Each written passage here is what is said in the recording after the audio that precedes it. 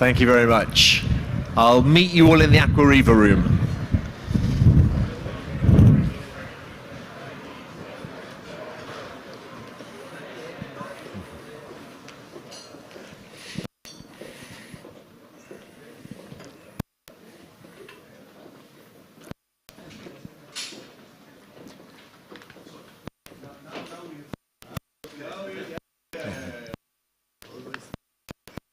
Yes, very much.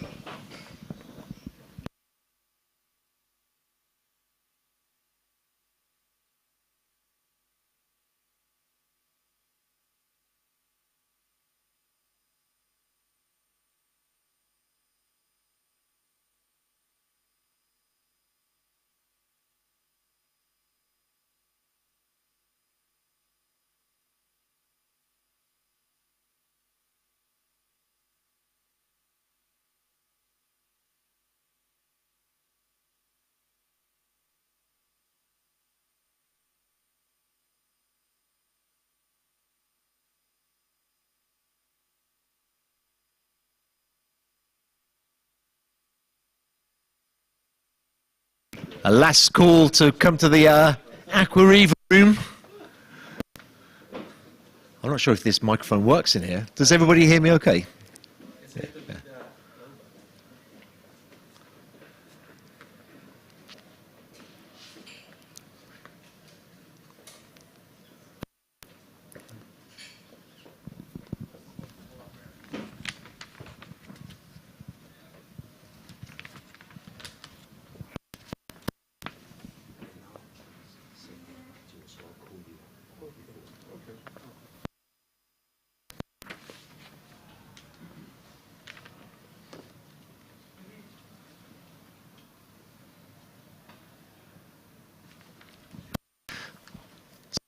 Everybody,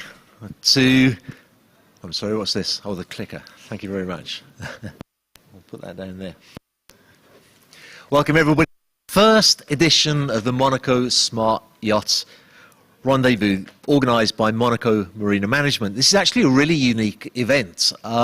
It's unique not just because of the location that we're in, but also for the nature of the event. The idea that Monaco Marina Management had is to bring together pretty much 360 degrees of the industry. So we have here startups, we have scale-up, we have corporations, we have engineers, we have designers, naval architects, pretty much everybody with an opportunity to speak face-to-face. Now it's true that we get an opportunity to speak face-to-face at boat shows, as we all know.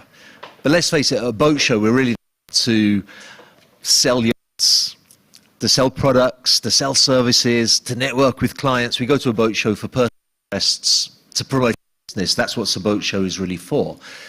This event is unique in that regard because none of us are here to sell products. None of us are here to sell our services. We're really to do something to advance the progress of sustainability in yachting, to do something to protect the ocean, to do something selfless rather than self-serving.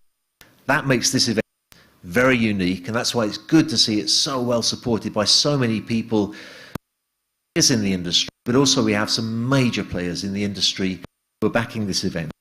That's to take nothing away from the location. The Club of Monaco is a fantastic spot to be able to have the event, and we're very grateful to, obviously, to the Prince as the president, Bernard Alessandri as the general manager of the Yacht Club, general secretary of the Yacht Club. But also, of course, to Jose Marco Casalini, from Monaco Marina Management, the CEO of Marina Management, and it's him who will be saying a few words to us now. Thank you, everybody. Good morning. So I'm excited to see so many people first thing in the morning. So as we mentioned yesterday, it is important that we find innovative solution for the yachting industry. And therefore, what we are trying to do is to connect and to create a network between the communities and the industry. Let me thank our sponsors, so Credit Suisse, MB92, Xerjoff, and wider. And of course, we need to thank also the support of the Yacht Club of Monaco, represented by the Secretary General Bernard Alessandri. And the Prince Albert II Foundation for their support. So I thank you, and we start immediately with our long day. Thank you.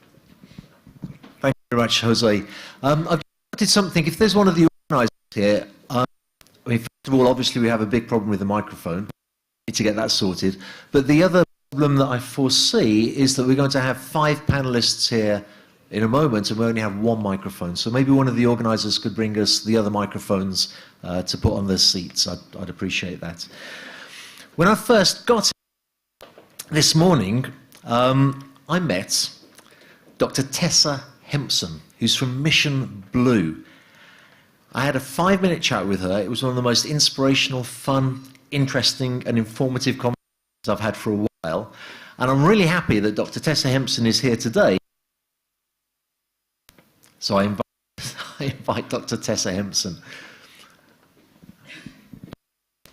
Thanks so much, David. I think it might be a challenge. Well, it did just pick me up there. Good morning, everybody.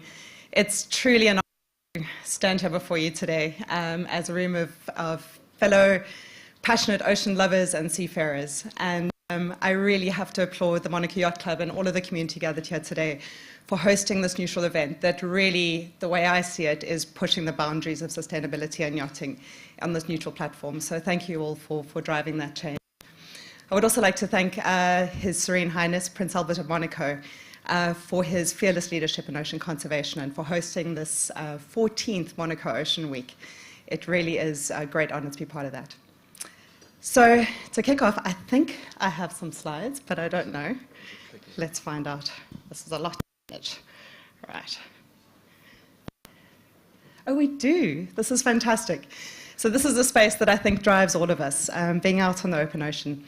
And I believe that we are bound here today by 2 strong threads. And I think the first of those threads is a sense of wonder that is that comes from our shared passion for exploring our oceans, for reaching the corners of our planet, having the wind in our hair, salt in our skin, and finding that wonder of adventure in exploring our oceans. It's taken us to places like this, perhaps, and even down to the furthest reaches of the poles. But I fear that the second thread may be one of horror, which may be surprising. But if you've been on our oceans, as I have, we have all been witnesses to the rapid and accelerating decline of all ocean ecosystems. And the truth is that we are losing ocean ecosystems and species faster than we can even discover them. So it's true that these 2 drivers have motivated and charted the course of most of my life. But to a large extent, I have been driven by what's underneath the boat. So I grew up in the vast open spaces of the African savannas, but I was captivated by the oceans from a very early age, probably for the same reasons as you are, that there's this endless sense of discovery and wonder and potential for adventure. So it's not surprising, perhaps, that coral reefs are where I ended up. These ecosystems are just this ripe fusion of life. And the coral ecosystems on our planet are considered to cover only 1% of our oceans, and yet they host over 25% of what we know of all marine species. But, as many of you may know, we are losing coral reefs at a rate that is truly alarming. So coral reefs have evolved in a narrow band around our equator on the planet, where temperatures vary by only a few degrees annually. But due to our carbon emissions, we are increasing the levels of carbon dioxide in our atmospheres. That is driving increased ocean temperatures, and corals are getting hot. And when corals get hot, they get stressed. And when they get stressed, then they expel the small algae that live in their living tissues. And that's what gives them their color. So when this happens, they expel them and they become this really ghostly white. And if the temperature stays too high for too long, then the living tissue of the coral dies. And all that's left is this fragile white skeleton. And with all the wave action in our oceans, that quickly erodes. And when they get stressed, then they expel the small algae that live in their living tissues. And that's what gives them their color. So when this happens, thanks very much, David and team. Really so what happens is when these structures erode, then you lose the homes for all of the rest of life that relies on those reefs. So all of the small fish, the crustaceans, the mollusks, and then ultimately the larger fish that feed on those, and then that transfers all the way up the ecosystem to the sharks. So what we end up with is an entire ecosystem collapse. Right. We're navigating all the logistics here. So what's really scary about this for me is that this impact and this decline is reaching into the most remote corners of our oceans, most remote reef systems in some of the most protected, highly protected areas on our planet. So this is a force that is transcending all protection parameters that we have in place currently. So and the rate that this is happening is severe. So over the course of my 4-year PhD working in Australia and the Western Indian Ocean, I personally witnessed hundreds of square kilometers of coral reef ecosystem die and decline. And this occurred across every single one of my study sites. So the reality we are facing is that by 2050, we may have a world that no longer has coral reef ecosystem. And I have to think what the rest of our reality will look like at that stage. Yeah.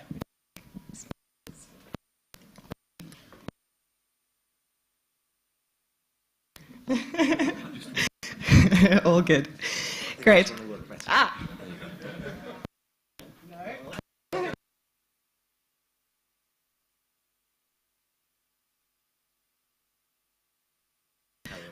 Okay, cool. Great. Thanks, David. What I don't know if anyone knows what this picture is. But in the 19th and 20th centuries, miners used to take a canary, so a small bird, down into the mines with them, and that was to pick up if there were toxic gases in the tunnels in the mines. And the idea is that the canary was more sensitive to the gases than they were. So if the canary died, they knew it was time to evacuate the mines very quickly. And in my mind, our coral reefs are our ocean canaries. So if that's the case, I have cause for concern. We have already lost over 50% of our coral reef ecosystems. So it's clearly time for us to act. So while this all may sound very dire, you may know this lady. It's Dr. Sylvia Earle, who's an inspirational ocean leader. And what she always says is, this is actually the most incredibly exciting time to be alive, because never before have we known so much about what needs to be done or had as many tools at our disposal to be able to do it. So what we have here is a time of incredible opportunity and hope. And I would urge you, as part of this truly innovative, dynamic community, to lead the change. You are empowered, as very few communities are on this planet, to drive the change that needs to happen. So as seafarers, leaders of industry, business entrepreneurs, philanthropists, explorers, politicians, and innovators, and I know you're all represented in this room here today, you have the most incredible power to change the way we do business on this planet. And I would argue that perhaps the most important step that we need to take is to address our carbon footprints as a top priority. And it is so exciting to see the solutions that are being presented here this week. And it's not promises, you're actually bringing proof, which is exceptional.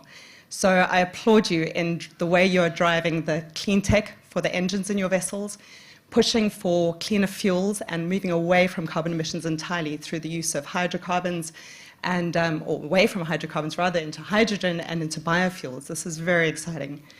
And and things like the hull designs, the fact that you're looking at foils, multi-hulls, to see how you can reduce your carbon emissions in innovative design ways. And in the to zero carbon, I would also urge you to think about not only tank to wake.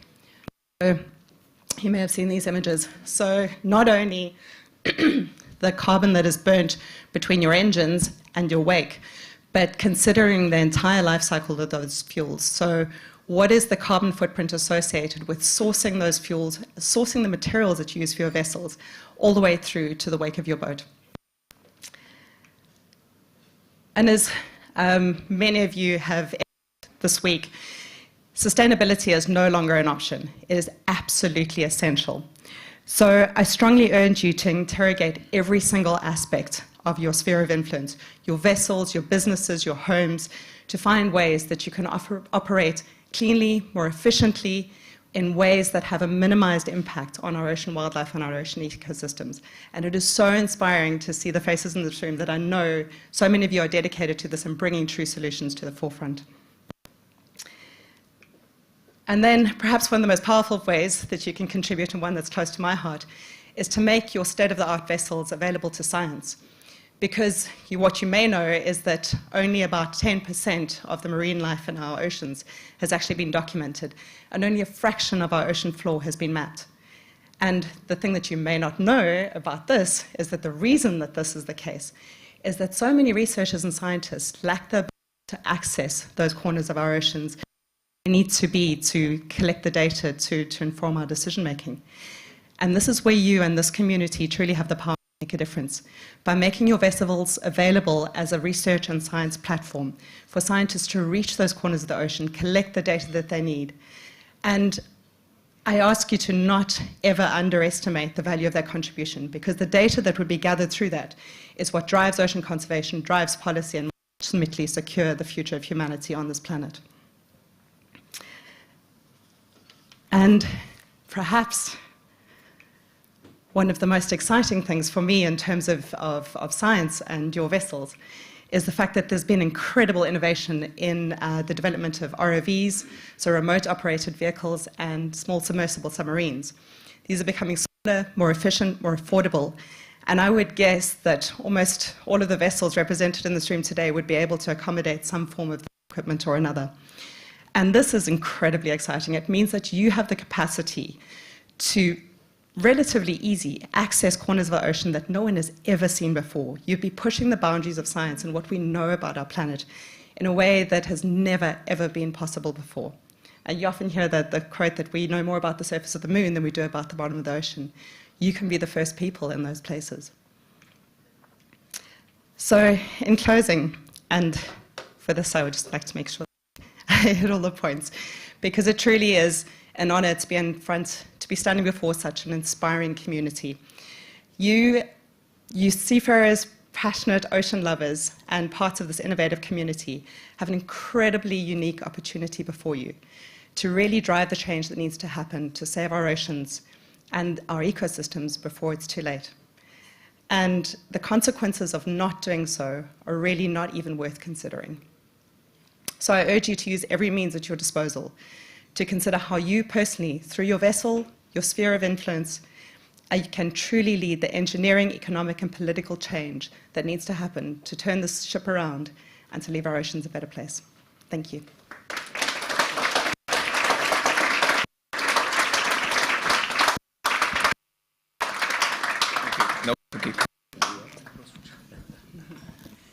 Thanks for listening. Thank you so much, Dr. Tessa. And if you get the opportunity to talk to Dr. Tessa at some point during the day, you won't regret it. Ask her what happens if you tickle a shark's nose and then turn it upside down. It's not what I thought would happen, and it's a really interesting story. It's also great to hear from somebody who spends their time under the ocean, in the ocean, studying the ocean, who's able to address us as we design, build, sell, service yachts that float on the ocean, and to hear her observation on the progress that's been made, the progress that needs to be made. And with regards to that progress, I'd like to now invite some of our panel to discuss that very subject, the subject of decarbonisation and forthcoming regulations. On that panel, we have Marcello Maggi from Wider Yachts, Paolo Bertetti, the Vice President of Research and Development at San Lorenzo.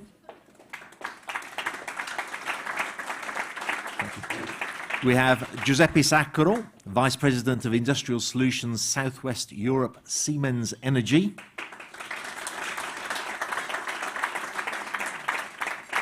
Heike Bergman, Ingegnere and CEO of Pulling E. and Captain Nigel Marison from the motor yacht Azamanta and from Blue ESG.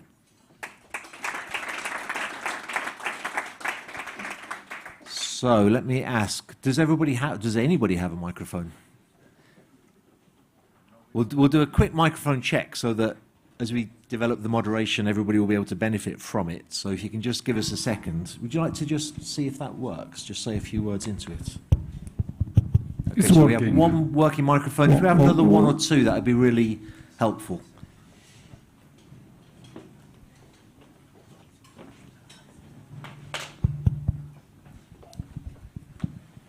Okay, well, while we're waiting for the microphones to arrive, we'll get started. I wonder if you could pass that up the line to Marcello, because we'll start with Marcello from Wider Yachts. Working. Good. As you know, Marcello, I have a history with Wider. I know quite a bit about the original Widers. They were absolutely inspiring. The idea of having diesel-electric in a 150-foot yacht was an amazing accomplishment. What are Wider doing now, specifically with regards to decarbonisation? Well, we are implementing the systems that we had on in 2012 with the Wider 150 and making that more advanced and more update. So what we are creating now, more than we are shipbuilders, and what we are creating more than technology to be greener is we are creating a platform, a hardware that we can upgrade with software as it comes. Technology is running very fast. We are making sure that our boats can be implemented in the time. We believe there is going to be, in the short term, a big change in the way the energy can be stored. So our game changer, as I think it will be in the automotive industry, will be the solid-state batteries. This will allow longer period without thermic engines on, and obviously shorter time of recharge. That means that the thermic engines, they will work less and less. Then we are heavily investing in boats which are wider, larger, catamarans of 92 feet, where we have solar panels able to produce about 25 kilowatts hour. Can I ask you, because my recollection of solar panels is that often builders would say they're good for keeping the fridge on. But has there been advancements in solar panels so they're more powerful? Again, here we are putting on hardware, and we put the most advanced solar panels. Today we believe we can guarantee 25 kilowatt hour on the boat, which can help restart the engines later. In a good day, and if we are using all the systems that we have on board to consume less, because on one side you get more power from the sun, but we are working very hard in consuming less on board. So we are having all smart ideas on consuming less. We have systems that understand that when the owner is in the cabin, for example, the lights will be on, the air conditioning goes to a certain temperature. When the owner is not in his cabin, then everything cools a little bit down so that the boat consumes less. We believe that technology is going very fast in working to go out of a thermic engine to produce electricity. We are investing ourselves with a part company on a thermoionic production. We are not still there. Very difficult to keep the power that we can create, so it's not yet for a boat. But with our technical team, we are working very much in optimizing the parallel hybrid system, and so that we with our serial hybrid system, we always meet the curve of need on the boat, depending if you need 10 kilowatts or 100 kilowatts. And that can be guaranteed until a certain power. When that is not efficient anymore, we switch into parallel hybrid system so that the generators, they feed directly the electric engine. We patented this just last month, so the soul and the DNA of Wider and our company is that to implement as much as we can and to create the hardware that can bring in the new technology as it comes. That's great. Now, we'll come back to you in a moment. If you could pass the microphone up to Paolo, please, and we'll talk first of all to the builders. So San Lorenzo. I know San Lorenzo had some really exciting news, but I'll ask you the same question as Marcello. What are you doing with regards to decarbonisation? Decarbonization is a big term. It has a lot of implications. So the first, I would refer to what was said by Tessa just 5 minutes ago. She was saying one very important thing that has to be shared and understood from all of us. We are not talking about the approach tank to wake. We have to think about the approach well to wake. That means it's not just the energy that we bring inside the tank, and then you see what is the efficiency from that point on. Is how we produce energy. Because we can say hydrogen, fantastic idea, very good, no pollution at all. Then if we produce hydrogen with fossil fuels, we are back. We have just moved the pollution far away from the boat, but is somewhere in the atmosphere. So we have to think about tank to wake as just one small part of the problem. And that means that the yard alone cannot really do much. We have to be really much engaged. We must work very hard, but we have to involve in our efforts other stakeholders, other people, other companies. First of all, we have to involve the engine manufacturers, because the engines we have today are nice, are very efficient, but they are burning diesel fuel. We have to switch to different fuels, fuels that are produced by clean energy, like e-fuels, like green methanol, or what else, green hydrogen.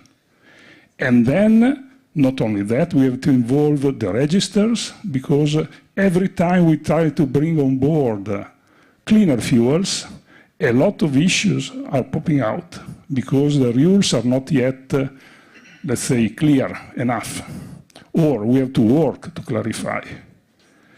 And then, on top of that, we have to explain to our owners that maybe the way they are going to use the boat will have to be changed a bit.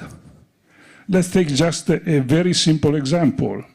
If we take the green methanol, that theoretically is a fuel that can give, let's call the approach of carbon neutrality. So the green methanol is produced by capture of the carbon dioxide combined with hydrogen that is produced with clean energy. So that's perfect, fine. But the point is we don't have engines so far fully developed for the green methanol. And on top of that, we have to bring on board much more methanol. So without having on board the registers that are supporting us in clarifying what to do to bring enough fuel on board, without the engine manufacturers, and without the owners that has to understand that if you're asking to have the capability of a transatlantic cruise, and then we download from the engines the real use, and we see that 90% of the time the boat is used for a couple of hours of navigation, then maybe we can tell them, look, if you are not really sure that you will use the boat for the transatlantic ocean navigation, maybe better that we consider the methanol. We will have enough on board to give you a cruise of 2,000, 3,000 miles. So it's not that every 6 hours you have to refuel, but you have not to ask 6,000 miles of range. Otherwise, there is no way.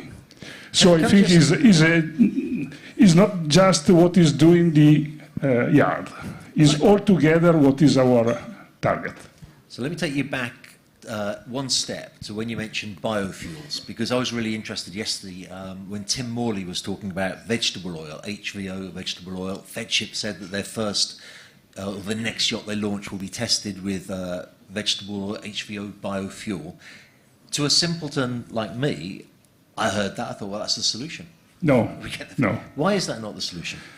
First of all, when you talk about biofuel, you have to say, what are you using to produce biofuel? Vegetables. Okay, vegetables. That means land. That means that if the feedstock that you are using are creating the need of having additional ground, that you take away the trees and then you... That's not a solution. Fair point. I'd like to put the same question to Marcello with wider. Have you had feedback on HVO fuels? Is it something that you'd consider using? Do you see it as a long-term solution? I agree. It's not a long-term solution. I mean, it can be an intermediary solution, but it's bad to say, but he has a definitive solution, a box which may go with a nuclear power that can give you electricity. There are studies to say that that in the very long term it's possible. In CERN they just had clean atomic energy, but that is very, very far. Maybe we can see this in 30 years, hopefully, so maybe our kids can utilize that. As I said, we, as shipyards, we need to be as brave as possible to collect all the technology that the world is giving at the universities. And we, as shipyards, we can only be prepared to be ready to collect it. Okay, and on that subject, sorry to interrupt you, I want to involve everybody else as well, particularly Giuseppe Saccharo. You're from Siemens, who are a huge name. I think, I may be wrong, I think you were the first people to bring out proposals for hybrid solutions for yachts. Siemens EcoProp is widely used. What are Siemens doing to push things further? Yes, basically the topic of the enhancing the electrification in the yachting market is a little bit our backbone. No? The company is focusing on this electrification topic since decades, and now this yachting market looks like that is really embracing this topic, like a sweet spot. And the topic is really to work in steps. So as we see, it's not a topic to move directly to the full electrification, but to work on a hybridization of the yachting, and then to move to a full electrification in the next future. It's all also depend on the size of the yachts. There are yachts that, you know, if you are between 35 and 75 meters yachts, that the hybrid solution is working well, then you can go above and then go full electrics. So it's just a topic to build up the right strategy and support this enhancement. There is one element I believe that we need to take in account that is important, that the company like Siemens Energy is bringing technology that are used also in other markets. This is where we are creating the right level of optimization, as well the right level of competitiveness of such solution. So it means topic like fuel cells is something that we are working in the Navy industry since decades. And we are now transferring to the yachting industry. The topic of electrification itself. So it's different from the traditional propulsion when we are talking about mechanical equipment. Here we are talking about something intangible. So all those kind of things, I think, needs time to digest. And this is where we do see our group able to bring this knowledge that is not just technology, but is really engineering know-how. Paolo made a very valid point about the fuel cells. He said that if the hydrogen is being sourced by having to burn fossil fuels, then we're no better off, really, are we? Where do you see a source of energy to produce hydrogen for the future? That's a nice element, because the integration of the value chain, so it means what is coming upstream to the yachting market. Are the harbor able to electrify, give the right electricity level with the cold ironing? Are the harbor able to do methanol or hydrogen facility? So this is where we are working on. And you know, we were discussing the topic of methanol versus hydrogen. The production of green hydrogen, I believe, is where also our company is fully focused. It's our key market as of now. And the real topic is, I believe, to see how this yachting industry is integrated in the green hydrogen value chain. So, and how to serve this kind of yachting industry that, in my opinion, I would say is good because it's like a sweet spot. So we are not talking about big numbers in terms of hydrogen requirement. And this is where, as a company, we do see where we can have really some pilot project that could be also upscaled in the future. I have a question for you on that, because I have a YouTube channel, you may not know, and I recently produced a video for Lursen about their project and about the use of methanol to produce hydrogen for the hydrogen fuel cells. Now on YouTube, you get all kinds of comments. So, some from armchair critics who just have got something smart to say, but sometimes the comments are quite interesting, and some guy left a comment and he put in the molecular structure of methanol in his comment, and the molecular structure of hydrogen, and the element that was missing was carbon. So he said, you see, if you use methanol to make hydrogen, you're left with carbon. So you're doing nothing about the carbon offsetting. Is that true, or is he talking nonsense? That's another a nice consideration. I would say from the molecular standpoint, I would say we are entering now in the topic about chemics and processes item. No? We believe that the solution that we are bringing to the table is something that is close to be neutral carbon free. This is something that is a step that has to be completed. So it's not fully now zero carbon at the end of the day, but I would say we are in the right path. So the real topic, in my opinion, in this direction is more to work on, on a reliable technology that could move in steps. So our company, we are a German company, and in the yachting industry, we are bundling the knowledge of the German company with the Italian creativity of our engineering team. And this is our strength, no? And the topic is to progress in steps, and this is where we are using the German mindset, and then to make not too much things around. Thank you. This is a good time to bring Heike into the conversation. Heike, I have to say, of all the companies here in front of me, yours is the one I know the least about. So can you tell me what you're doing, the work that you do, and how it relates to this subject? Yes, thank you. What we are doing is we are trying to be a step ahead of the market. So while you are planning to do this transformation, we try to develop solutions and products which are making it possible. So we try to minimize the size and weight of the rest of the equipment that is needed. The electrical concept is the core of everything, but once you introduce hydrogen tanks and you need a water tank as well, you need a small methanol tanks and the water tanks, and you need a small hydrogen tank as a booster tank as well. So the new concept is not simple, and it's space consuming and weight consuming. Right. So you need to make a lot of effort and to have a passion to build it through. You said it's weight consuming, so it's heavy equipment, more heavy than engines? If we speak about the hydrogen, that is a light material, but it's very spacious. So if you want to make a long distance with the hydrogen, you basically become a hydrogen carrier. Yeah. So we know that doesn't go too well, does it? So the funny thing is that if you use a methanol, which is 7.2 times heavier, the volume goes down, and that's maybe the future of the long distance yachting.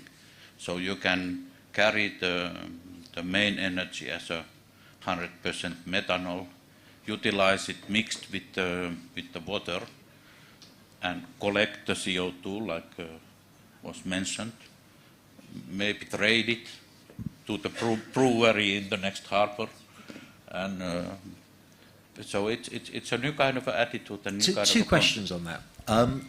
A, how realistic do you think it is to have an infrastructure where people can fill methanol tanks? And B, how easy is it to harvest methanol? Now we come back to what has mentioned many times before, that what is the original source of the methanol. So if we speak about green methanol or green hydrogen, those are the topics which are booming also elsewhere. So if I look at France, where our company is located, I don't know how many, let's say 30 green hydrogen plant projects there. Methanol is one of the top 3 traded liquids of the industry, so everything is there. We just haven't decided to use them so far. Yeah, I mean, I remember reading that. Sorry, Paolo, go ahead. Yes. One comment.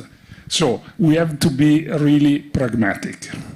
Just before, someone mentioned HVO. That's fine. We will not have many, but that is a drop in fuel, so it's fine. Let's use it. We have to consider even methanol. Methanol, if it's green methanol, is perfect. We can go very much close to the carbon neutrality. But please don't forget that even if we use the normal methanol, we will not have advantage in terms of CO2, but we are taking away nitrogen oxide, we are taking away sulfur oxide, we are taking away particulate.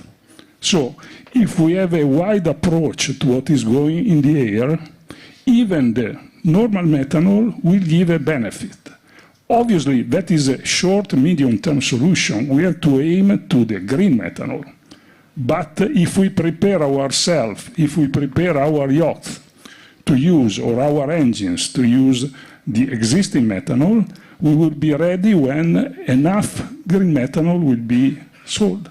So we have not to wait, otherwise we will be here in 5 years from now still talking. Having the same conversation. Let me bring Nigel in, because Nigel's, I think, the only yacht captain here with us, but also you have the company Blue ESG. I've read a lot about it on LinkedIn. You're very active on social media, cause a lot of conversation.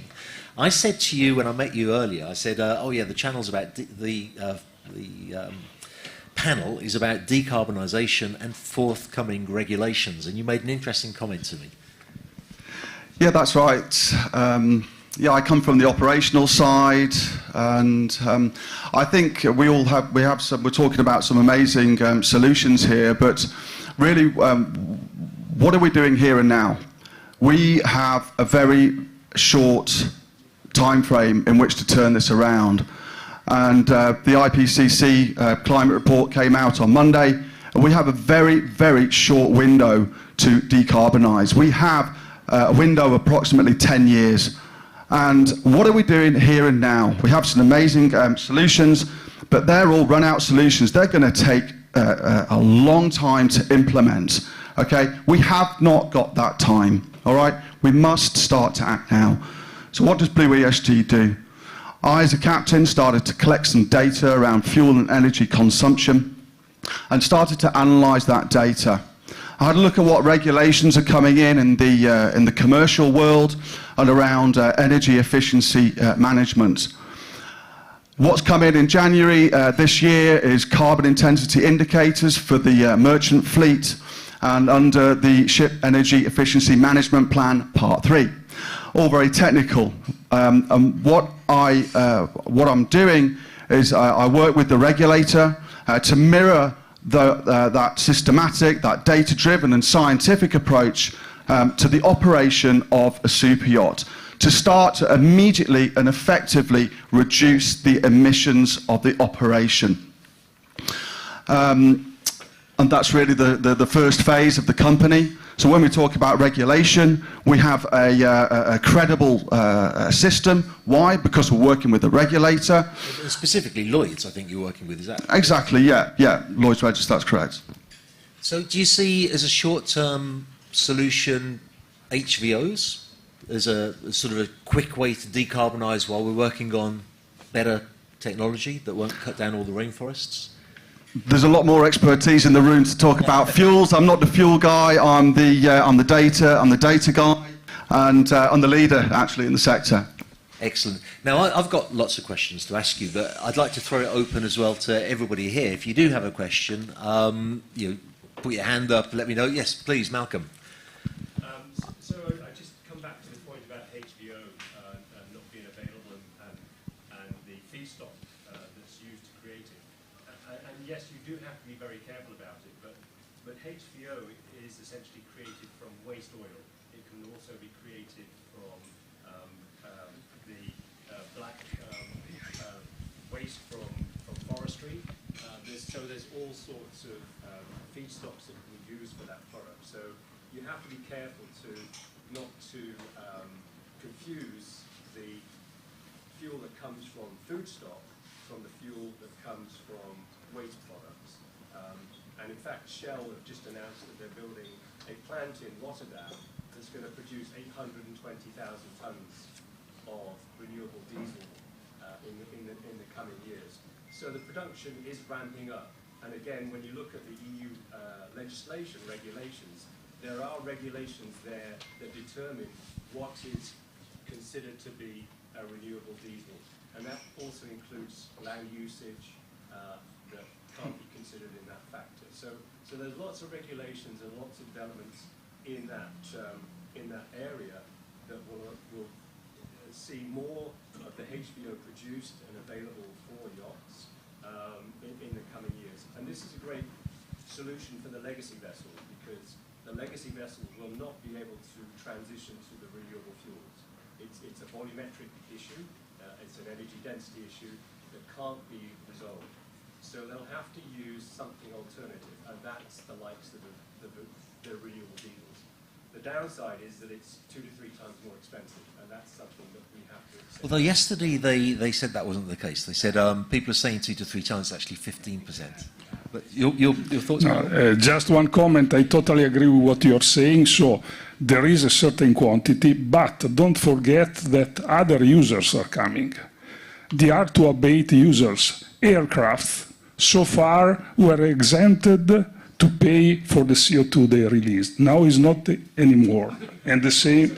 So the point is that many users will need or will look for this HVO or let's say what is used, the kerosene that can be used on the airplanes coming from the same source. So if we look to what is today feasible in terms of quantity to what will be the need, there is an imbalance. So let's use whatever can be produced as much as possible, but we have even to consider other options. Otherwise, with all the users we will have, the quantity will not be enough. This is at least our feeling. Let me put you on the spot.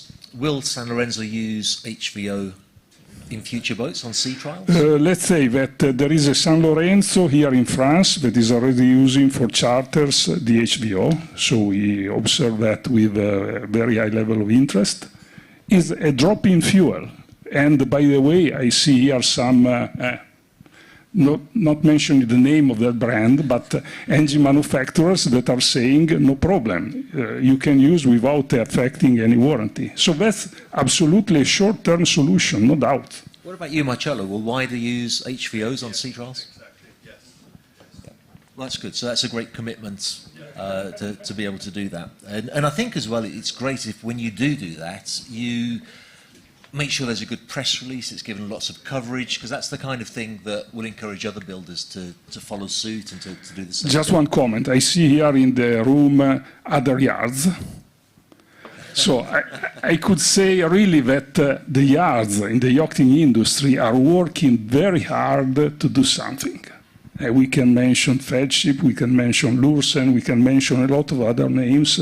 We are really working, even if we like to, our slice of emissions is negligible, but that's not an issue. We have even to be more active in that, because we are small and we are, let's say, fast.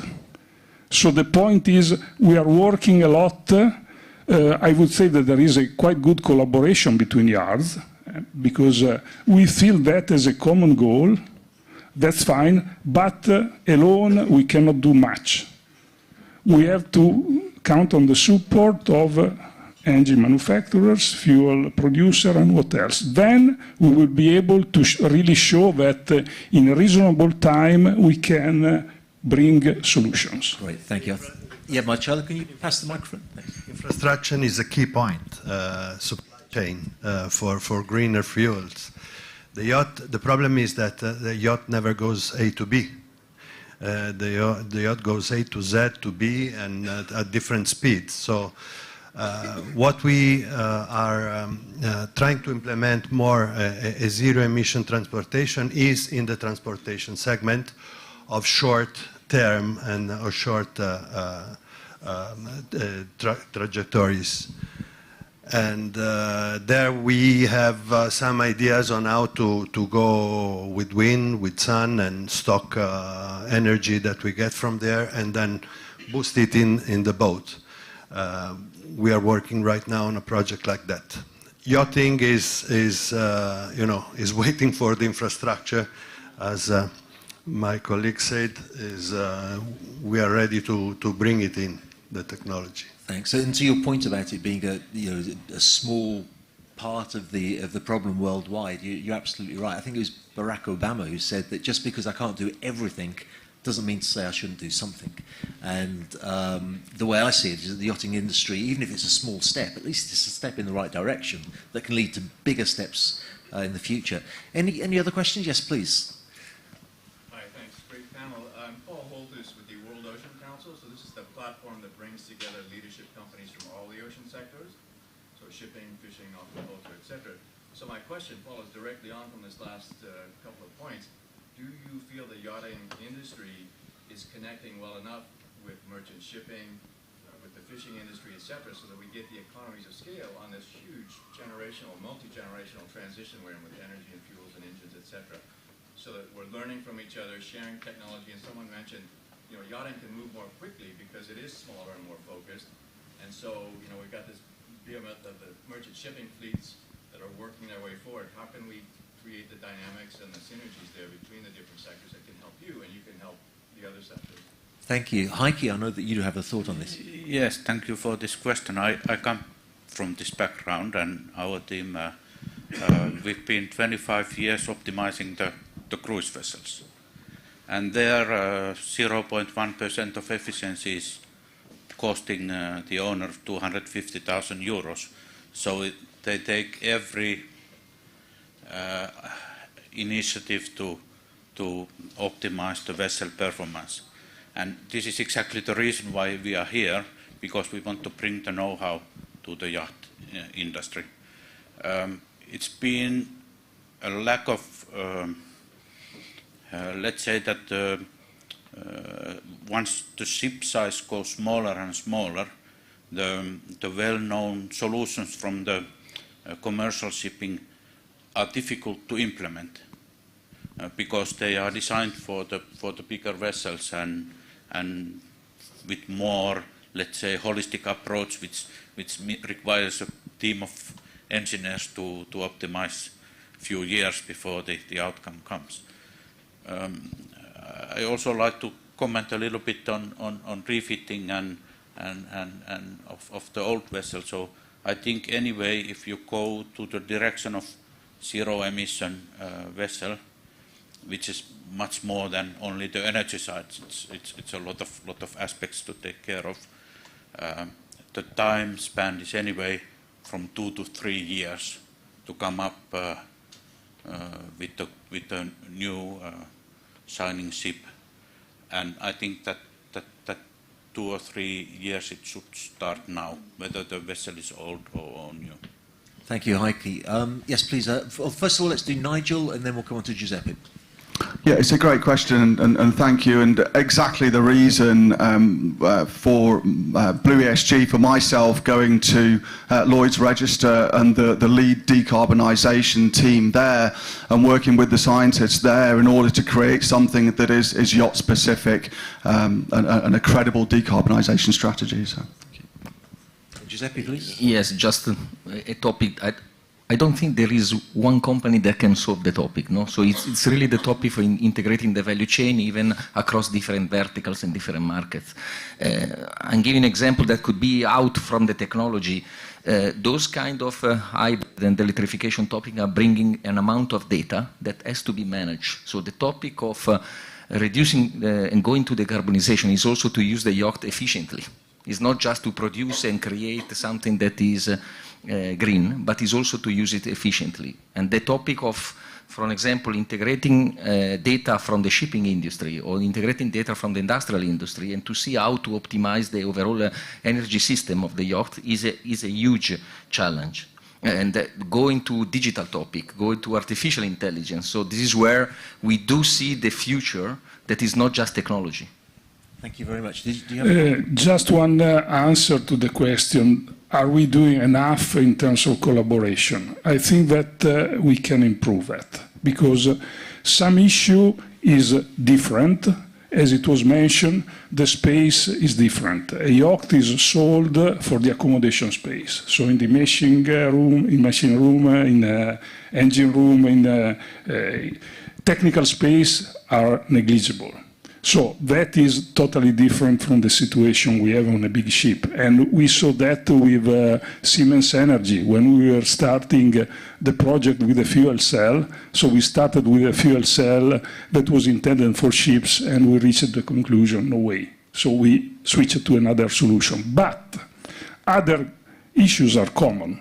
If we are talking about the tanks for methanol, I think that in this case is exactly the same. So we can absolutely exchange informations on technology, on regulation, and what else. So in some area, absolutely I see the room for having much better collaboration, no doubt. Thank you very much. I saw that we had a question here as well, please. Yeah, thank you very much. We would like to thank Dr. Tess for the candid words. Now I see we have Trigger just underneath the windows, which is one of the more frugal super yachts which for 100 years have been operating efficiently. My question is with regard to the status quo of super yacht which have all the features, the speed, the semi-displacement, large volume. Is there not a risk that in 15 years' time the association of such large motor yachts might become a toxic asset for the new generation of YouTuber? And will the builders and the current yacht owners will be ready to fundamentally rethink the model such that the vessel can be future-proof, just like Trigger here? That is a fantastic question. I'm going to first of all ask Marcello, because you have a 72-meter super yacht in construction, and you're absolutely, it's not 15 years' time, it's now that people consider large yachts to be a toxic asset. What's your answer to that?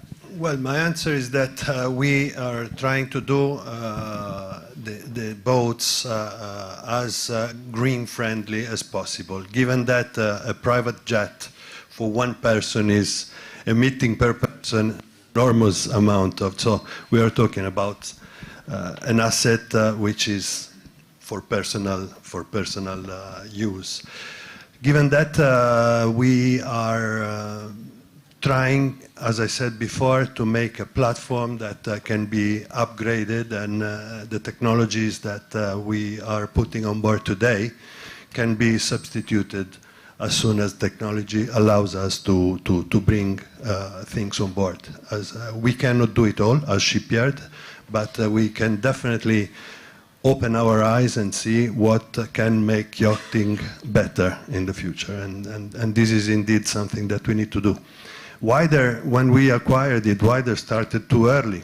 Wider, as you know, went in a difficult time because, and then we took it over because that was a route that I don't think the industry should have lost. Wider did 10 years of experimental and experimenting so much was not considering the flow of a normal industry production. So we grabbed that, and the aim of Wider, but I think all our good friends in the industry, is that to make a greener yachting in the future. That's no doubt. Thanks, Marcello. Nigel, I saw that you wanted to make a comment on that. A very interesting question, and thank you. Something that I have been highlighting for the past couple of years is stranded asset status. And a stranded asset is an asset which no longer has value, and due to external and societal factors, no longer has a license to operate. Okay, business as usual, is high risk towards a stranded asset status. And let's talk about finance. If we have the Net Zero Banking Alliance, 141 banks, 25 countries, with a net zero 2050 lending targets. We also have the Poseidon Principles for marine insurance and finance with similar policies. So if we can't access finance, we can't access insurance, and we have societal pressure on us, what is the destiny for the operation of a super yacht? And that's what we are actually faced with, is a toxic asset or a stranded asset status, where a yacht is not worth anything because it can't operate anymore. And let's have a look at that devaluation curve. If we take 2050 as the time frame, that between now and 2050, what's that devaluation curve looking like? So from a financial perspective, I think that's a key driver. That's a great response, thanks. I think myself as well that there's certainly people who are genuinely outraged about the amount of fossil fuels that super yachts burn, and it's clear that the industry is addressing that and genuine efforts are being made. But there's also a large number of people who are outraged at the disparity of wealth in the world, and they look at a super yacht as the supreme example of the divide between rich and poor. And that's understandable to be outraged about that. And there we have a situation where the industry needs to be doing perhaps more positive things to benefit humanity. As Dr. Tess said, assisting scientists a lot more, assisting people more. And maybe it's important as well for the whole industry and yachting, especially yacht builders, to get together to give a more positive message of some of the good things that yachts do. But I've heard many people confuse the kilowatt from the kilowatt hours, and most of these vessels... I confuse it all the time. Most of the vessel here run in megawatt, and other builders being truthful to the owner when they said, oh, this vessel should do 21 knots or 16 knots or 12 knots. And are they being transparent, since transparency is the name of the game now, are they being transparent about how these energy balance sheets evolve if you have a black paint or white paint, if you do 12 knots as opposed to 15 knots? And if we're being not truthful, are we not standing the risk of imploding the entire market by not so much toxic assets, but toxic associations that may evolve dramatically now? Paolo, what are your thoughts on that? Because it is true that, I mean, I've worked for a builder for a long time, and it is true that sometimes expectations, especially on speed and range, are given that then the yacht doesn't actually quite accomplish. So let's say, first point, the trend is to decrease the speed. So if many years ago fast boat was a status symbol, was a must, 30 knots, if you cannot reach 30 knots, you cannot sell the boat. That's not anymore the point today. Today, we are seeing, at least this is the situation in San Lorenzo, but I think that is typical. We've seen a trend in the direction of displacement hulls instead of planing hulls. And on top of that, what is interesting is that you have to explain to the owners that they are already using the boat in a way that is totally different from what they think. Just to mention what we are doing, but again, it's not only San Lorenzo, we are downloading from the ECU of the engines the number of hours a year and the profile of usage, because that is giving us, to our engineers, a good idea about what we should do. And the funny thing is that if you have, let's say, a boat of 100 feet or 120 feet, and you see what is the usage. First of all, the number of hours a year is very limited. Unless it's a boat intended for charter, you can be between 80 to 200 hours of engine a year. That is really negligible. But on top of that, if you look to the engine load, let's say, if 100% of the engine load means the maximum power is used basically when we deliver the boat and there is the acceptance test. you see at the end 2-3 hours at maximum power. But the average is between 20 and 30 of the maximum power. Why? Because if you look to the speed, usually the captains or the owners are saying, we go comfortable, let's go 11, 12, 13 knots maximum. So the point is, we have already yachts that are engineered for high speed, but not used in that condition. So we have really to say to our clients, and we are starting to do that, showing the data. Look, are you sure that you like to have 300 horsepower on board when you're using 600? So 3,000 if you're using 600? That's a point.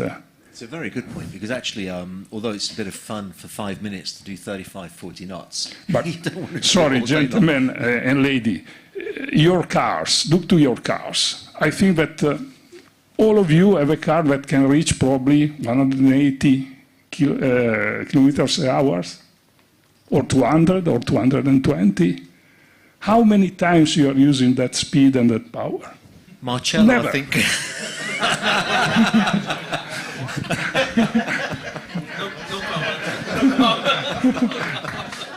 So the point is to have engines or equipment on board that are in line with what is the normal usage and optimize the yacht for that condition, because we will save time, money, weight. We have just to make things logic. So it's not rocket science. We have really, in some sort, don't take that as a harsh or a wrong way of thinking. But we have to educate our clients, make them aware about what they are already doing, but they are not realizing. And then we can have yachts that are much better than today in terms of efficiency. Thank you very much. I have a feeling we haven't really answered your question, because it is such a difficult question to answer. We'll take one more question and then we'll have to move on. Please. Matthias from the Global Gang, and thank you for the panel. And I wanted to continue on what Paolo was saying. Yes, we have to educate the clients, but I think it's even more than that. It's a responsibility that we have now to change the mindset and to convey a different message also about what the yachting industry can and should be. And for that, really to concentrate on the usage. Because we have talked about wonderful technologies, and I'm very happy to see that coming in the next few years. But as Nigel said, the urgency of the matter and the reality of the timeline here, there's a real discrepancy. So we need to change the discussion also about how people use their yacht. And This is leading to a question. I What's feel, yes. The question is, why can't we focus more on the usage of the yacht, particularly for charter that have longer running hours, and have an actual effect on all the legacy fleets? We have here one of the most knowledgeable engineers of the yachting, that is Bram. He has had a very interesting, let's say, research on the usage of the boat. And I was astonished when I saw the result. Maybe you can comment how many times the boat is used for really a very short mileage. Is really... Yeah, we did an analysis of AIS data on trip lengths of the boat. And what you see is that the average trip length is very, very low. And about 70% of the trips are below 2.5% of the range. Was that across the Fedship fleet, or as many as you could? That is across the fleet that we used in the Yeti development. So that's 130 yachts of all kinds. So, you know, the point is to use this knowledge that we are collecting, because maybe 10 years ago we were not aware about that, but now we start to be aware about that, and we have to use this knowledge even to drive the process of engineering and design of our yacht in order to be good from the beginning. Thanks. And Nigel, I know that you had a comment, and I think Marcello afterwards as well.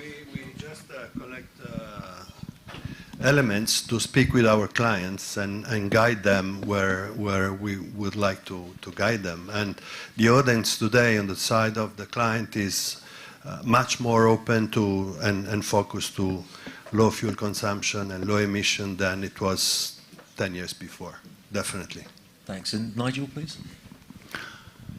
Yeah, coming from the operational perspective, and Matthias and myself as captains, and lots of systems approach here.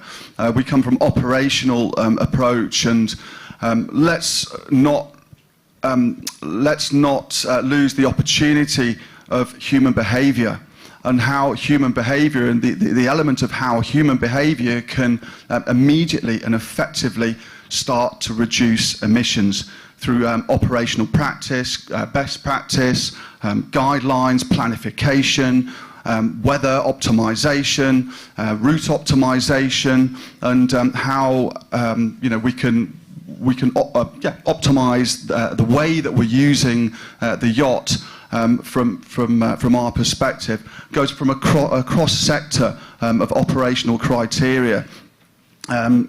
Notwithstanding that the actual percentage of time that the yachts are at sea is a lot less than what they spend in port.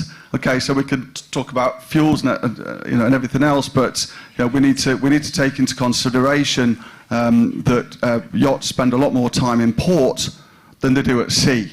So just to clarify that is actually part of the strategy that we should be applying. Great. Thank you all so much. That was really fascinating stuff, and thank you for your questions. Oh, sorry, Mark. Well, very quick question from Martin, because. Comment to everyone in the room. Right? We have to stop selling the current fleet. If I look at the order book today, only 10% is what I call future-proof. The rest is still conventional. We have to educate the sales force in every layer of our brokers and all the people who talk to owners what the future looks like. And I think that's our biggest problem. We're still selling loads and loads of fossil fuel boats, even high-speed boats, which do not make sense. And it's just going to, it will bite us in the proverbial. All right? Thanks, Martin. Going back to toxic assets. Marcello, the last word to you. I think about before the question about toxic asset. There will be toxic assets. I'm quite sure about that. There is a big quantity of yachts still built the old traditional way. That is going to be the toxic asset, in my opinion. Thank you all so much. I have to end it there because the organisers have brought it to my attention that. Thank you. We started very late, but we've gained a lot of time. We're only 10 minutes over time. So thank you again. We'll just have a quick photograph.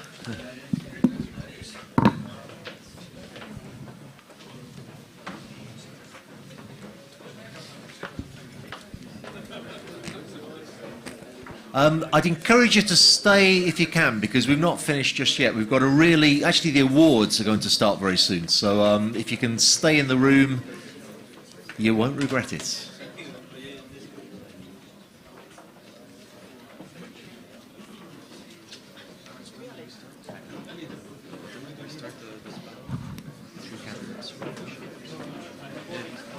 We started later than 9. Thank you very much. We're already 10 minutes. Great. If I can get everybody to sit down, or I'll tell you what, have a coffee break, and then when you're back from the coffee break, we'll start again.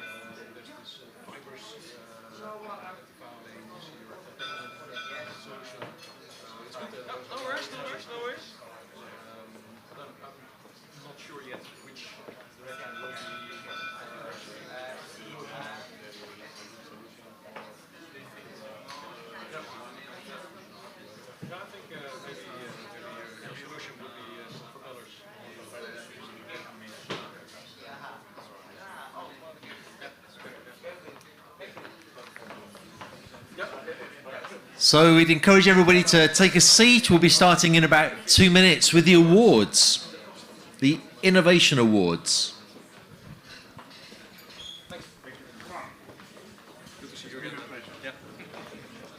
My friend Phil. How are you? Nice.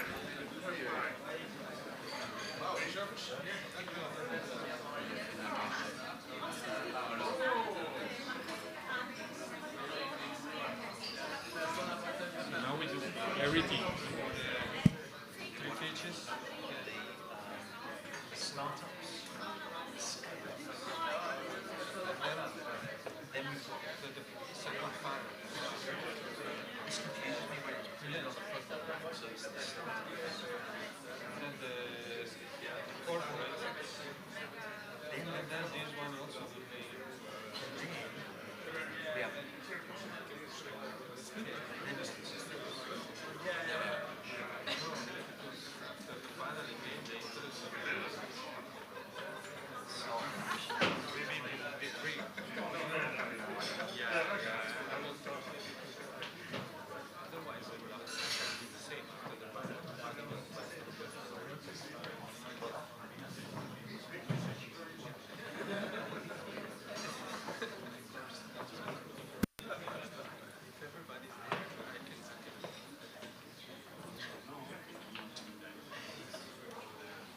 Quick countdown. We'll be starting with the awards. It's not actually the awards, it's the candidates of the awards giving their pitches. And then the awards will come a bit later. So you need to watch the pitch to decide who gets the award.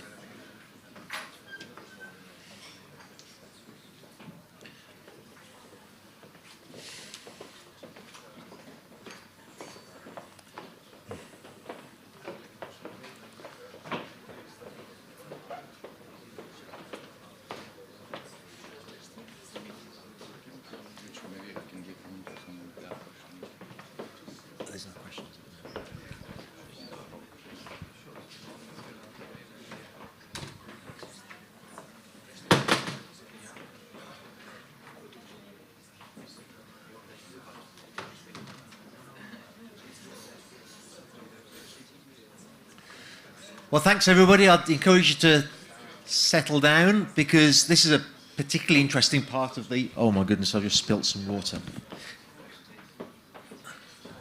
Just ask one of the organisers if we could have somebody with a cloth because I've just backheeled a glass of water there.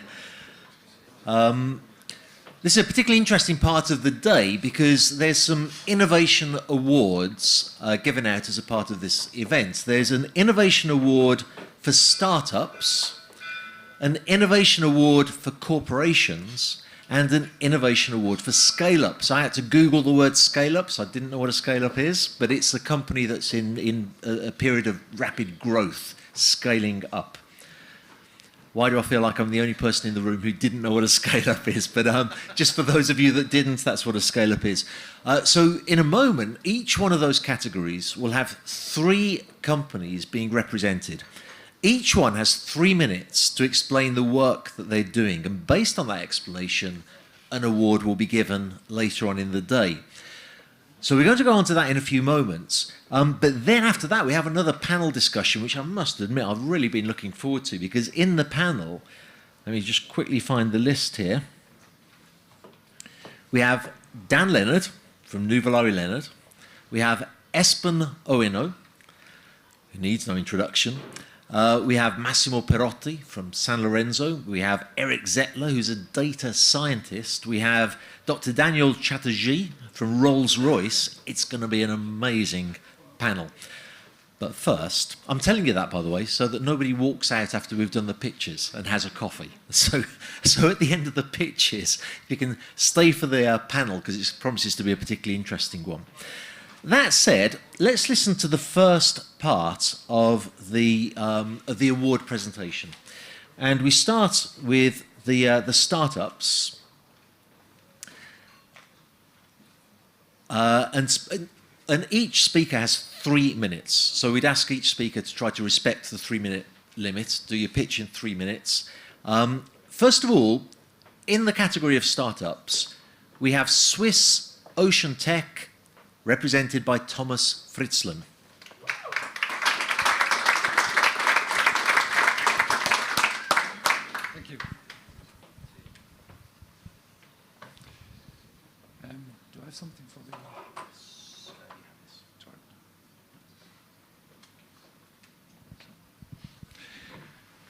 Good day, Good day, everybody. My name is Thomas Rützlen. I'm from Swiss Ocean Tech. Our solution is Anchor Guardian. It's for safe anchoring. Safe anchoring for the passengers and the crew, safe anchoring for the yacht, and very important, safe anchoring for the environment.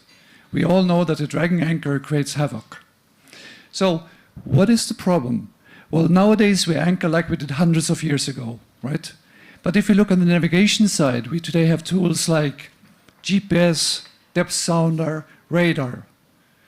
But for anchoring, I do not know in this minute, in this second, if my anchor is dragging or not. I do not know if it creates havoc on the seafloor. So when I talked to one of the captains, he said for him, anchoring is the most dangerous condition of a ship. I fully agree. So, what do we provide? We provide safety by, on one hand, minimizing the risk of anchor dragging. Second point is, if the anchor should be dragging, we will give you immediate and fail-safe anchor dragging alarms with some meter accuracy. And we can predict the anchor hold. So, as one of the captains said, with Anchor Guardian, we actually move from reactive anchoring to proactive anchoring. So, I as a captain, I do not have to wait till the middle of the night when my anchor starts dragging, but I can in the evening already see how well is my anchor lying, what is the chance that my anchor will actually drag. So how does this work? What the information we provide is, on one hand, what is the depth of the anchor, the distance to the seafloor, what is the type of sediment, sand, mud, seagrass, corals we definitely do not want to anchor. We will let you know when the anchor hits the sediment. We will tell you the angle of the anchor in the sediment. Scope, we will show you on your electronic chart where your anchor is right now. If the anchor moves, you will also see it on the electronic chart. Then we monitor the displacement of the anchor. How fast is it moving? Creeping slowly or hopping quickly on the seagrass? We measure the force. You can set your alarm values on all of those things.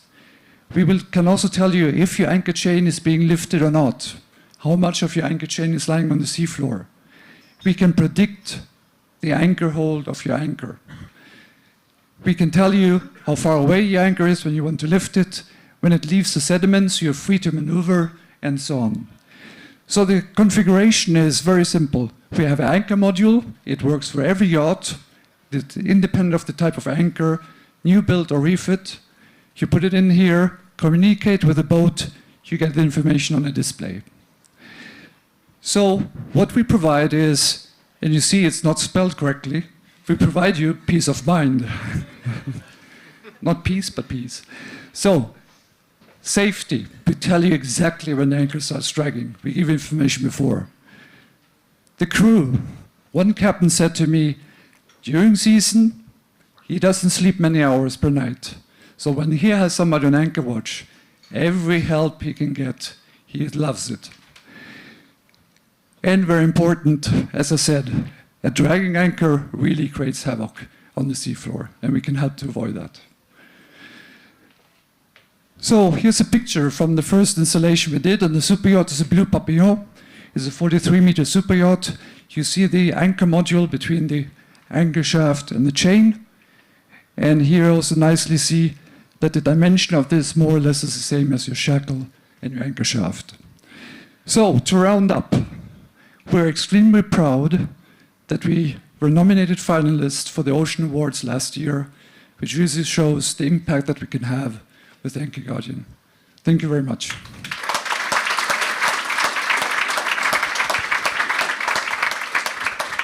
Thank you, Thomas. Thank you very much. We'll come back to you later.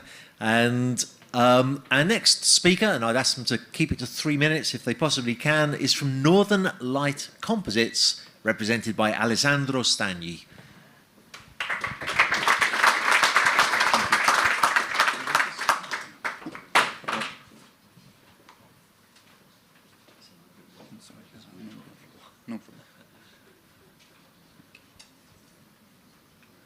So, good morning, everyone. I'm Alessandro Stagni from Northern Light Composite.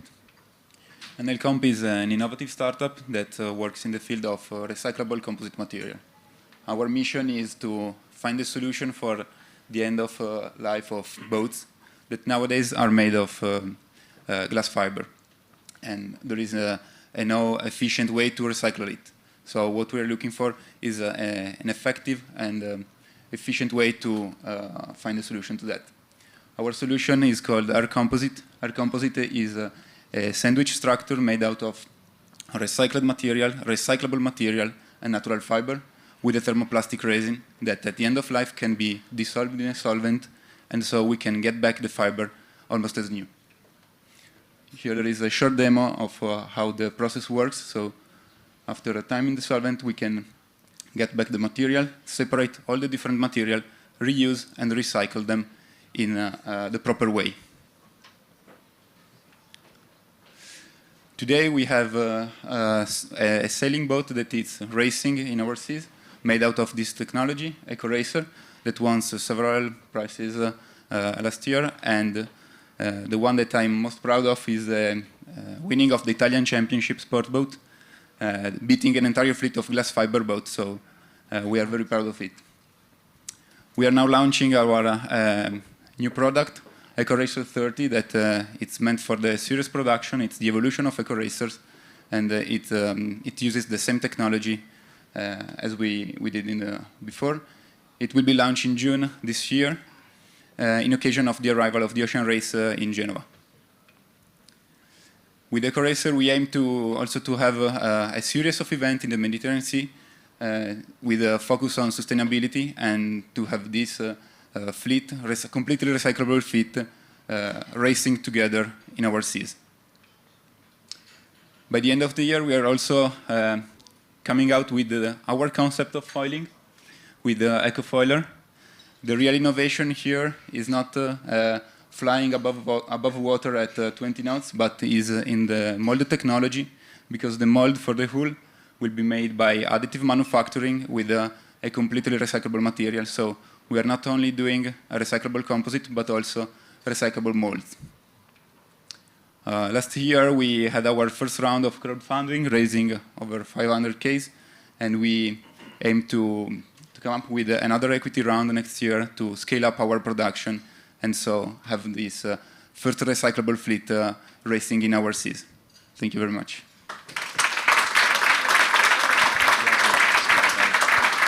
Thank you, Alessandro. Recyclable composites, that sounds exciting. Now, the third to give a pitch, a 3-minute pitch in the category of startups for the Innovation Awards is Marion Padiolo from Finsulat.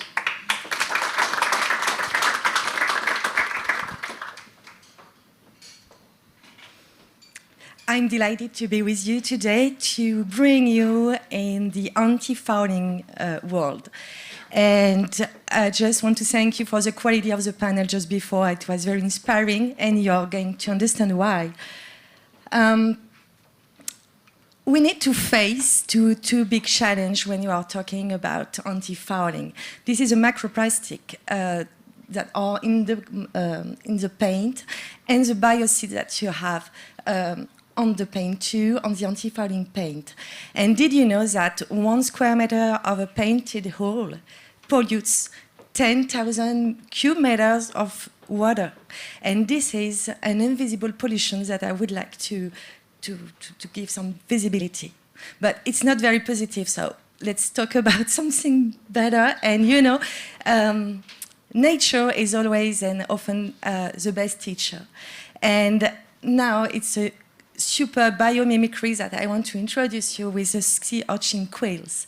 And algae, microorganisms can just stay on top of the quills.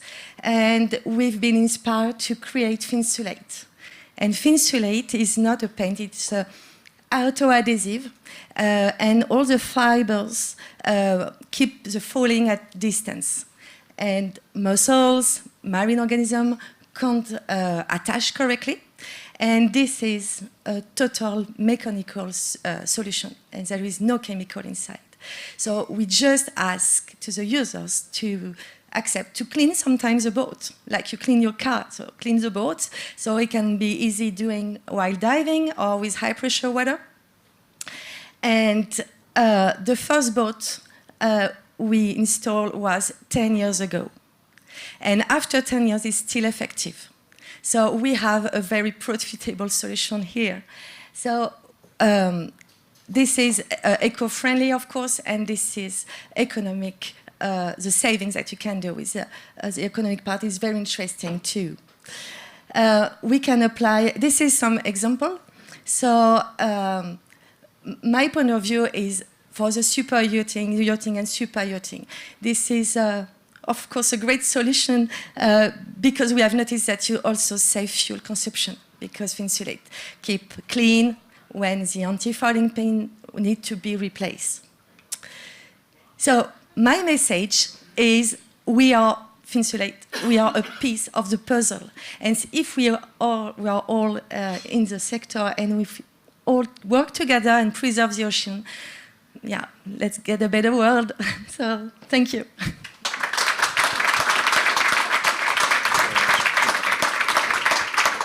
Thank you very much indeed. And one of those 3 startups later on today will receive the award for the Innovation Awards.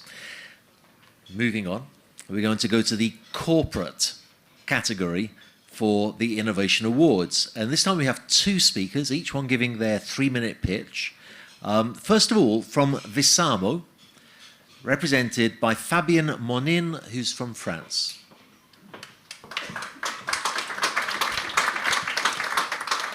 Hello everybody, Fabien Monin from Wizamo, a Michelin brand.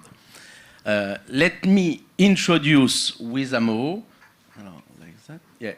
As an innovative solution to navigate differently. Navigate differently, what does it mean?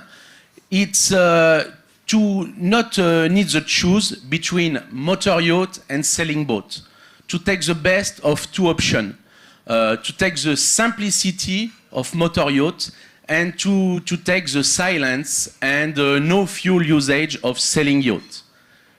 Navigate differently is to allow the navigation of sailing for people without knowledge, like me, I'm not a famous sailor. Or navigation for people with physical issue due to their age or other physical constraint. Navigate different is maybe tomorrow a motor yacht, but with a mix of different solutions, mix of different sources of energy. Solar panel and probably electricity with water generation. Navigate different is probably tomorrow to navigate with a tab more than cable. Navigate different is to keep access to all area, protected area. Today we start to have protected area near Marseille, and tomorrow it will be more like that. So very accessible for sailing boats, not for actual fuel motor boats, okay? But accessible even for sailing yachts. Sometimes you have some issue with the bridge. So you have to find a solution for sailing boat to go under the bridge. Navigate differently is to have no compromise between performance to navigate and navigate with comfort. With this statement, we propose Wizamo a wind engine propulsion. Basically, it's a wing sail, fully automatized, without any cable. You don't see any cable, so sorry for expert of the sail. You can't do nothing. You just have to push a start button when you end a stop button, and automatically it will be oriented to the optimum angle to maximize your performance or to limit your performance if you want to control the heel. Today, the actual algorithm is regulate to have 15 degrees of heel. We think that 15 degrees is comfortable but performant. When there is high wind over 15 degrees, automatically the sail will be oriented not on the optimum angle to decrease the power. Next step, if the wind is going harder, the wing will be partially closed. Okay, so this is a dynamic adaptation. Next point, you can see this picture is when it's fully closed, no problem to go under a bridge. This fully automatic solution is interesting for safety point of view. Because today, when you have suddenly wind increasing, you have to react very quickly on a sailing boat. In this case, we are able to close all in less than 5 minutes. This point is a key point for our other business for cargo ship. This point is mandatory by homologation company, and we pass the first step of homologation by DNV on a cargo ship. At the end, last but not least, it can allow designer or famous designer in this room to have a new design. Without any cable, you are totally free to propose design. This wing, for example, made 360-degree rotation. No more constraint, empty deck.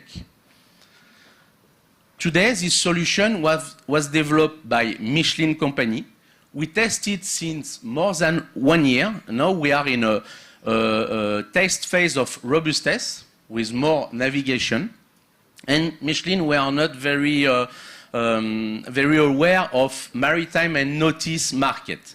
So today, we are looking for partnership to help us to go on this market. Thank you very much. Thank you very much. That was great. Now, the second in this category of corporate for the Innovation Awards is a company called Vulcan, and they're represented here by Matteo Zangrandi from Italy. Thank you.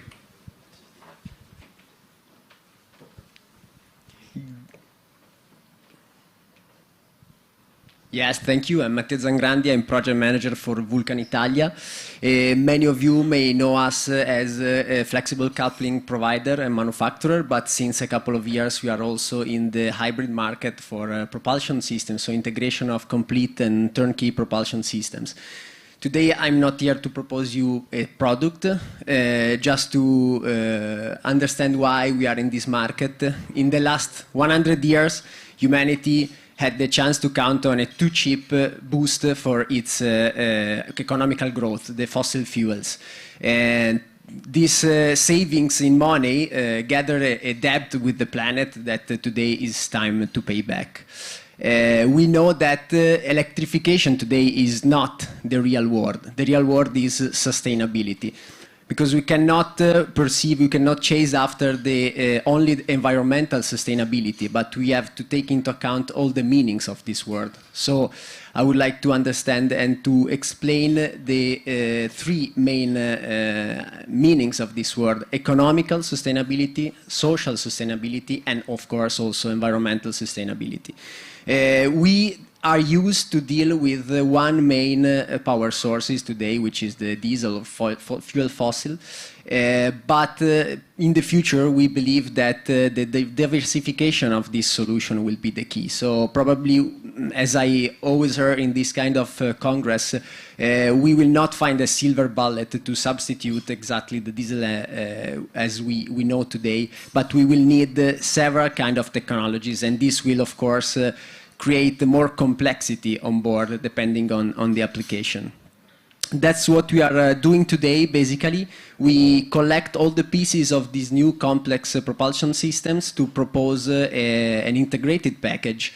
And I would like to show you this example. This is our last project we are working on, founded by the European Union, to be a test platform of a plethora of innovative technologies, and is the first boat sailing with the mix of these kind of technologies. On board, we installed a salt battery pack, which is not relying on lithium ion and is 100% recyclable, so is much more environmentally friendly, since the raw materials is made off to the decommissioning. We are installing a hybrid system on board this vessel, and we are installing a permanent PM fuel cell with metal hydride hydrogen storage, which again is an hydrogen storage 100% recyclable. The boat itself was made by wood and natural fiber composite hull, which is 100% recyclable. And so this is really witnessing our holistic view of sustainability. So starting from the design, sustainability in the design, to the sustainability of the decommissioning of the unit. Of course, I had the video before this slide showing us in the last sea trials a couple of days ago. I like to think that the sea blessed this project because we were approached by a group of dolphins and we sailed with them for a few miles in zero emission and zero noise navigation. But due to technical problems, we don't have the video, but I would like to leave you with this inspiring sentence from JFK. Because today there are risks and cost to action, but we are aware that the risks are far less than the risk of comfortable inaction. Thank you very much. Thank you, Matteo. And one of those two companies later on today will win the Innovation Award for Corporates. Now, before we go on to the scale-ups, can I just ask one of the organisers if they could find the panellists, which are going to come along afterwards, because looking around the room, I don't see any of them here. I think they're probably upstairs. But if one of the organisers could find the panellists so that as soon as we finish the next part, they're all here ready to come up to the stage. And the next part is scale-ups, so companies that are in a period of growth. The Innovation Award for Scale-Ups. And again, 3 companies, each one giving a 3-minute presentation. First of all, Clean Green Monaco, represented by Sandro Domingo.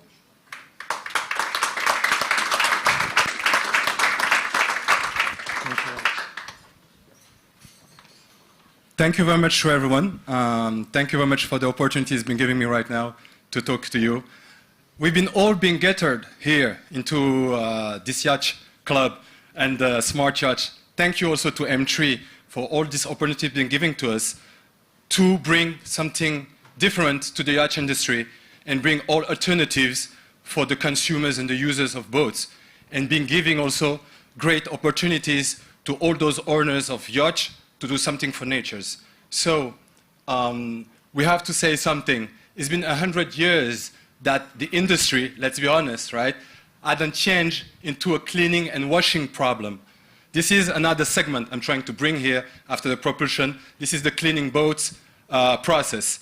We use 3,000 liters of water, clear water, which is 224 gallons to clean out a boat that length of 20 meters.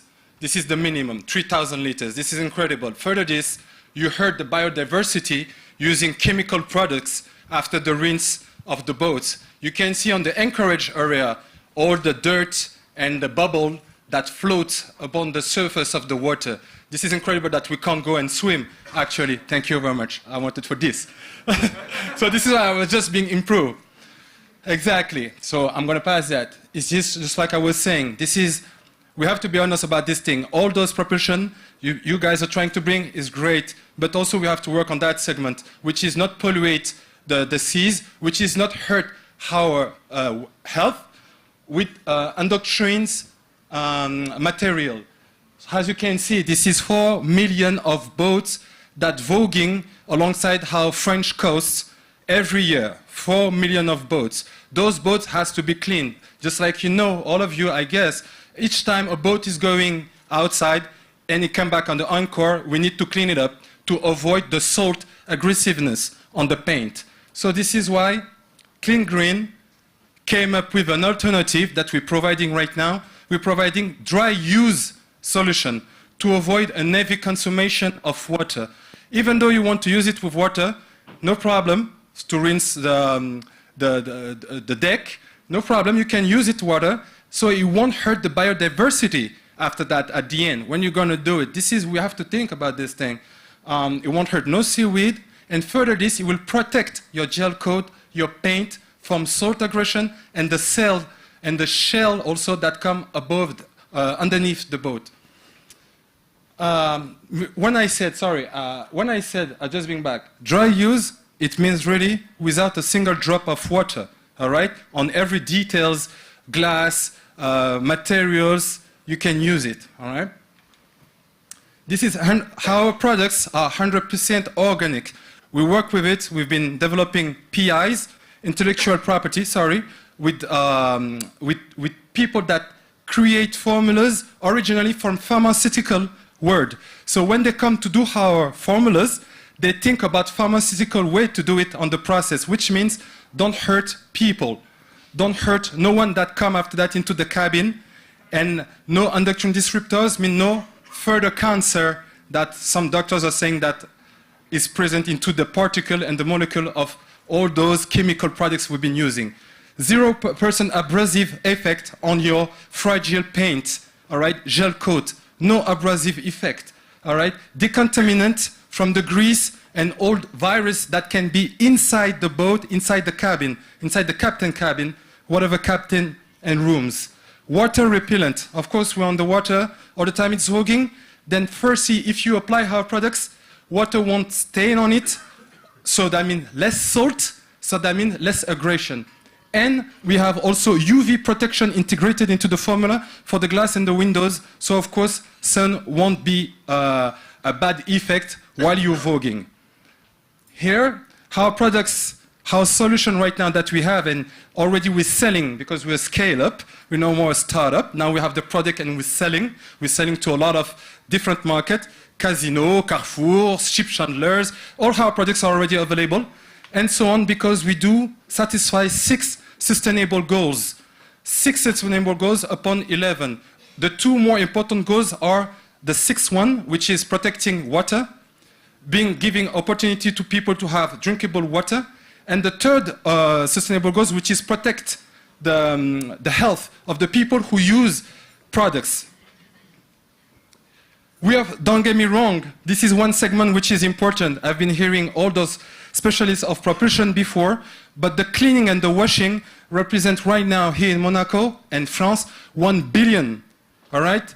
When we came up, it's after that for Europe, 4 billion. And when we go all around worldwide, it became a 15. More and more we're going to go, more the NATO organization, right, by the agenda of 2030, will lead us to use those kind of products. You will be bound to use those kind of products. So before being bound, it's better to choose some offer. Right here, since I've been talking and since the inception of the company, we've been saving 160 meter cube of water. This is the capacity of filling of a swimming pool. And right now we've been eco-cleaned with our products, Clean Green, over 450 boats already. Ready to test it. We have everything already over there available. Thank you very much for everything you've been giving. Thank you for the alternatives.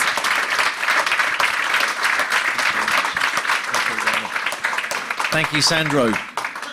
May have been a tad over 3 minutes, that one. So we'll move on quickly to Eva Meckler, GmbH, represented by none other than Eva Meckler.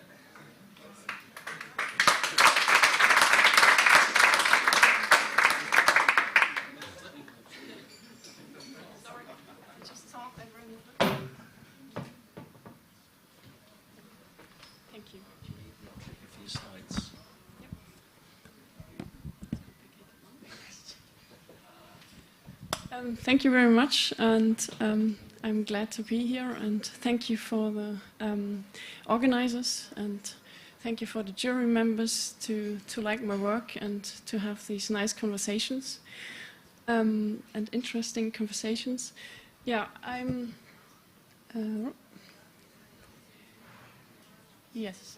I'm a cabinet maker, furniture maker, master furniture maker.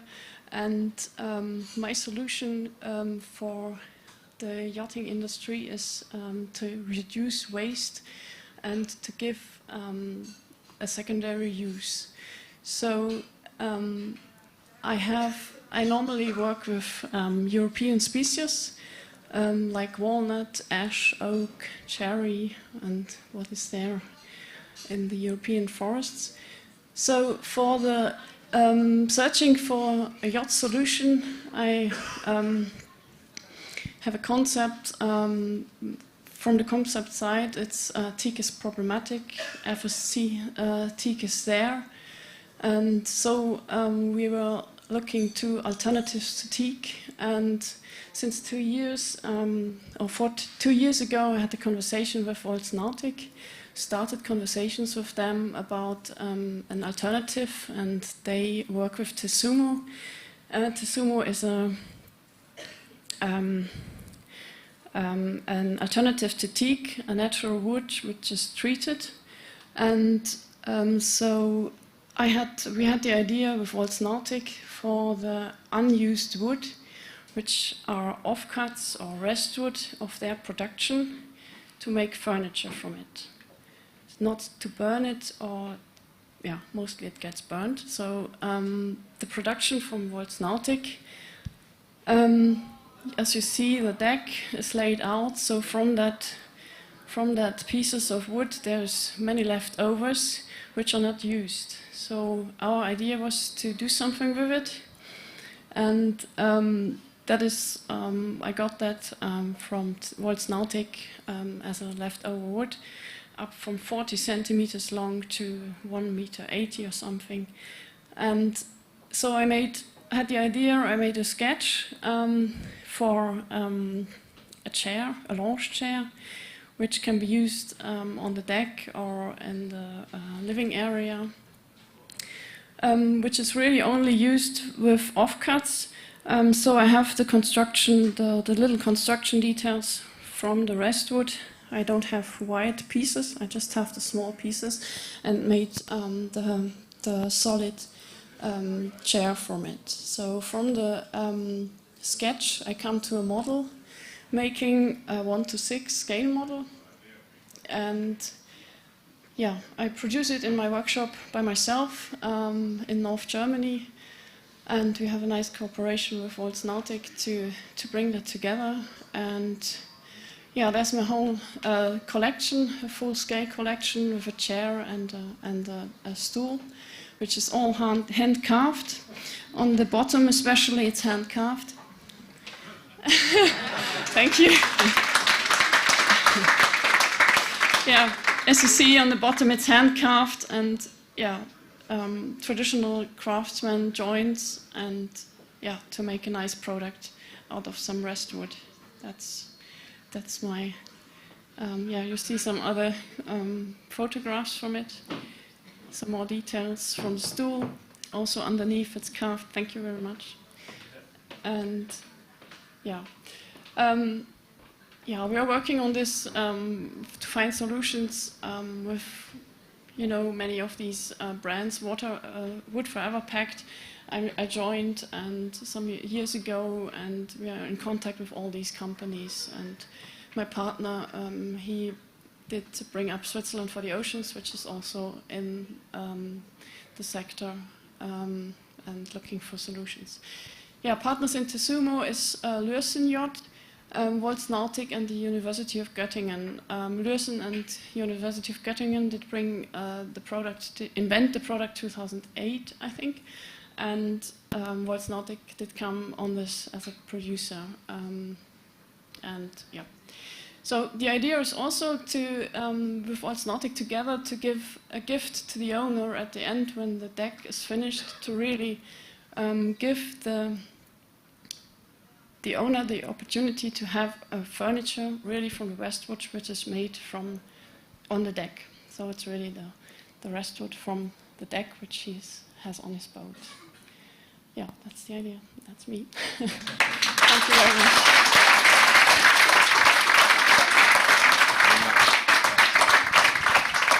Thank you very much, and thanks for bringing the chair as well. It's really beautiful. And the third and final to present to us in this category of scale-ups for the Innovation Awards is from Lineat Composites, represented by Gary Owen.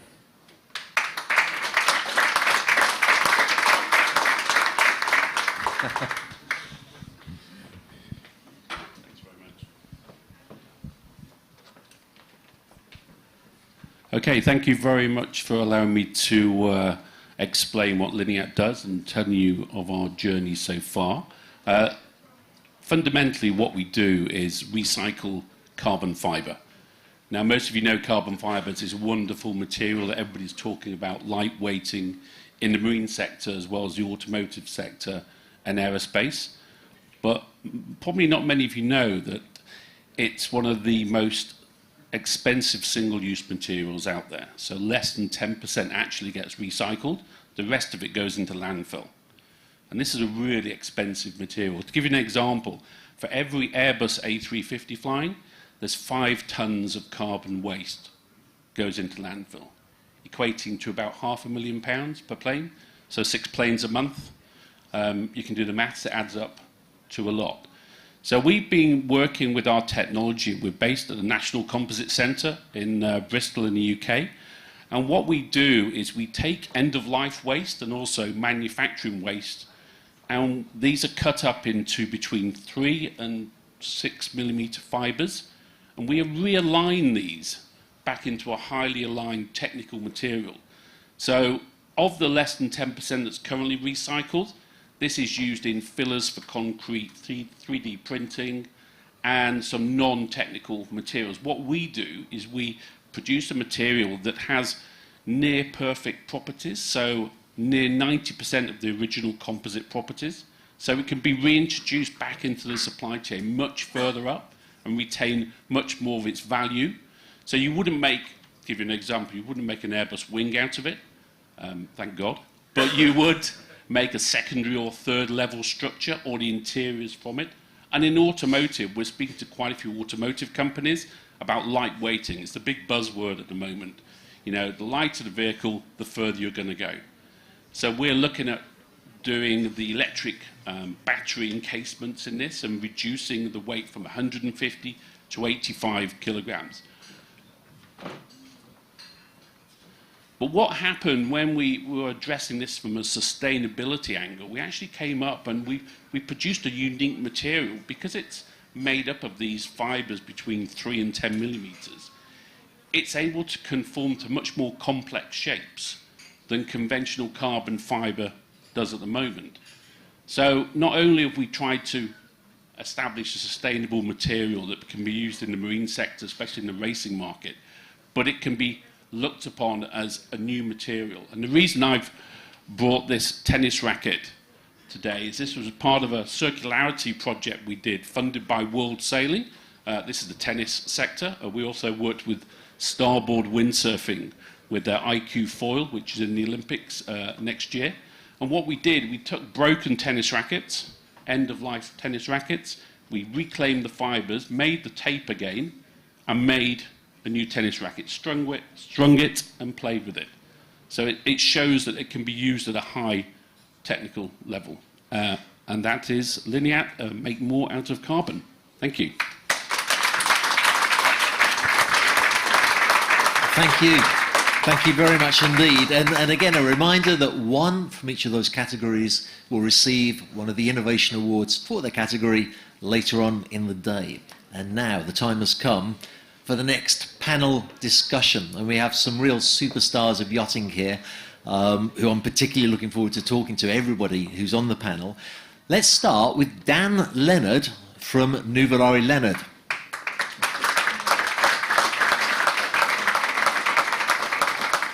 Espen Oeno, both of whom are very well-known naval architects and designers. Would you like to take a seat, Dan? I know that Espen's here because I saw him. And while Espen's arriving, we should have Massimo Perotti from San Lorenzo, of course, the CEO of San Lorenzo. Welcome, Massimo. Today we also have a data scientist with us, and I'm talking about Eric Zettler. Welcome, Eric. And somebody from Rolls-Royce Solutions GmbH, Dr. Daniel Chatterjee. I hope I pronounced your name correctly. Would you like to have a microphone, Dan? I'd invite everybody to take a seat. And oh, thank you. Thanks. Can I give that to you? Is that okay? Thanks. Now, the panel has been gathered together to discuss the subject of the life cycle of yachts, and particularly with regard to sustainability. Now, you and I, Dan, yesterday we had a very quick chat, and you made what I thought was a really valid point about life cycle and about sustainability in yachting. Would you like to remind me of what that was? Well, is it on? Is it on? Yes, thank you. Hello, everybody. The panel is about the life cycle and, let's say, sustainability beyond a life of the boat. And I would start with a little bit of a, let's say, borderline opening. We have all, for years, being part of the industry that we have to admit is in a certain way stigmatized, no? We are doing everything possible today to get out of that trap, let's say. It's a commercial trap. So in a long term, it's actually our death, you know, so we have to obviously get out of it, no? It's a fantastic opportunity today for yachting to develop sustainable product, which is a yacht with low or zero emission. Aspen will address the other possibility of the repurposing of the second life of some yachts. But that is not going to be our ticket out. We have to go beyond that. We have to enlarge the awareness and create an education through information where platforms like Monaco Yacht Club are excellent, practically ideal departure for something that goes beyond the product and sustainable yacht itself. No? Thanks. Actually, can I get one of the organisers to bring us just another functioning... Which is the case of most of them. They're very rare that actually somebody walks just in and never been on a yacht before and asks you to design a yacht. And together, somebody mentioned it a bit earlier, I think it was from Bedetti, Paolo, who was mentioning the fact that, yeah, exactly, how important it is for them to realize how little they use their engines, particularly at full load. But it's not just about the engines. I think as designers, we create yachts, moving objects, but they're basically summer houses. In most cases, summer houses, in some cases, winter chalets, but they're moving. And most yachts operate in warm climates and warm weather. And from my own experience in my intense after-sales service missions, I'm very observant, and the daily routine is always the same. You wake up, you have a coffee on deck, you have breakfast on deck, you have lunch on deck, and you have dinner on deck. In between, you're mostly outside. The only space you really use, as in fully internal space, is your bedroom. So for me, very few, if any, of the yachts today reflect that. Most of them have one or two, depending on the size of the yachts. They have sometimes three, even more big saloons that are often air-conditioned down to 18 degrees, and people just walk through them. They never spend any time there.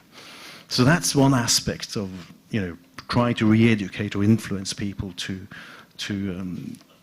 design and build yachts that are reflecting the real use. And also it was mentioned, and the correlation we have with our own figures and Water Revolution as well, that when the owners are on board, it seems like about 80% of the time they are stationary. So most of that time probably at anchor, but also some time in port.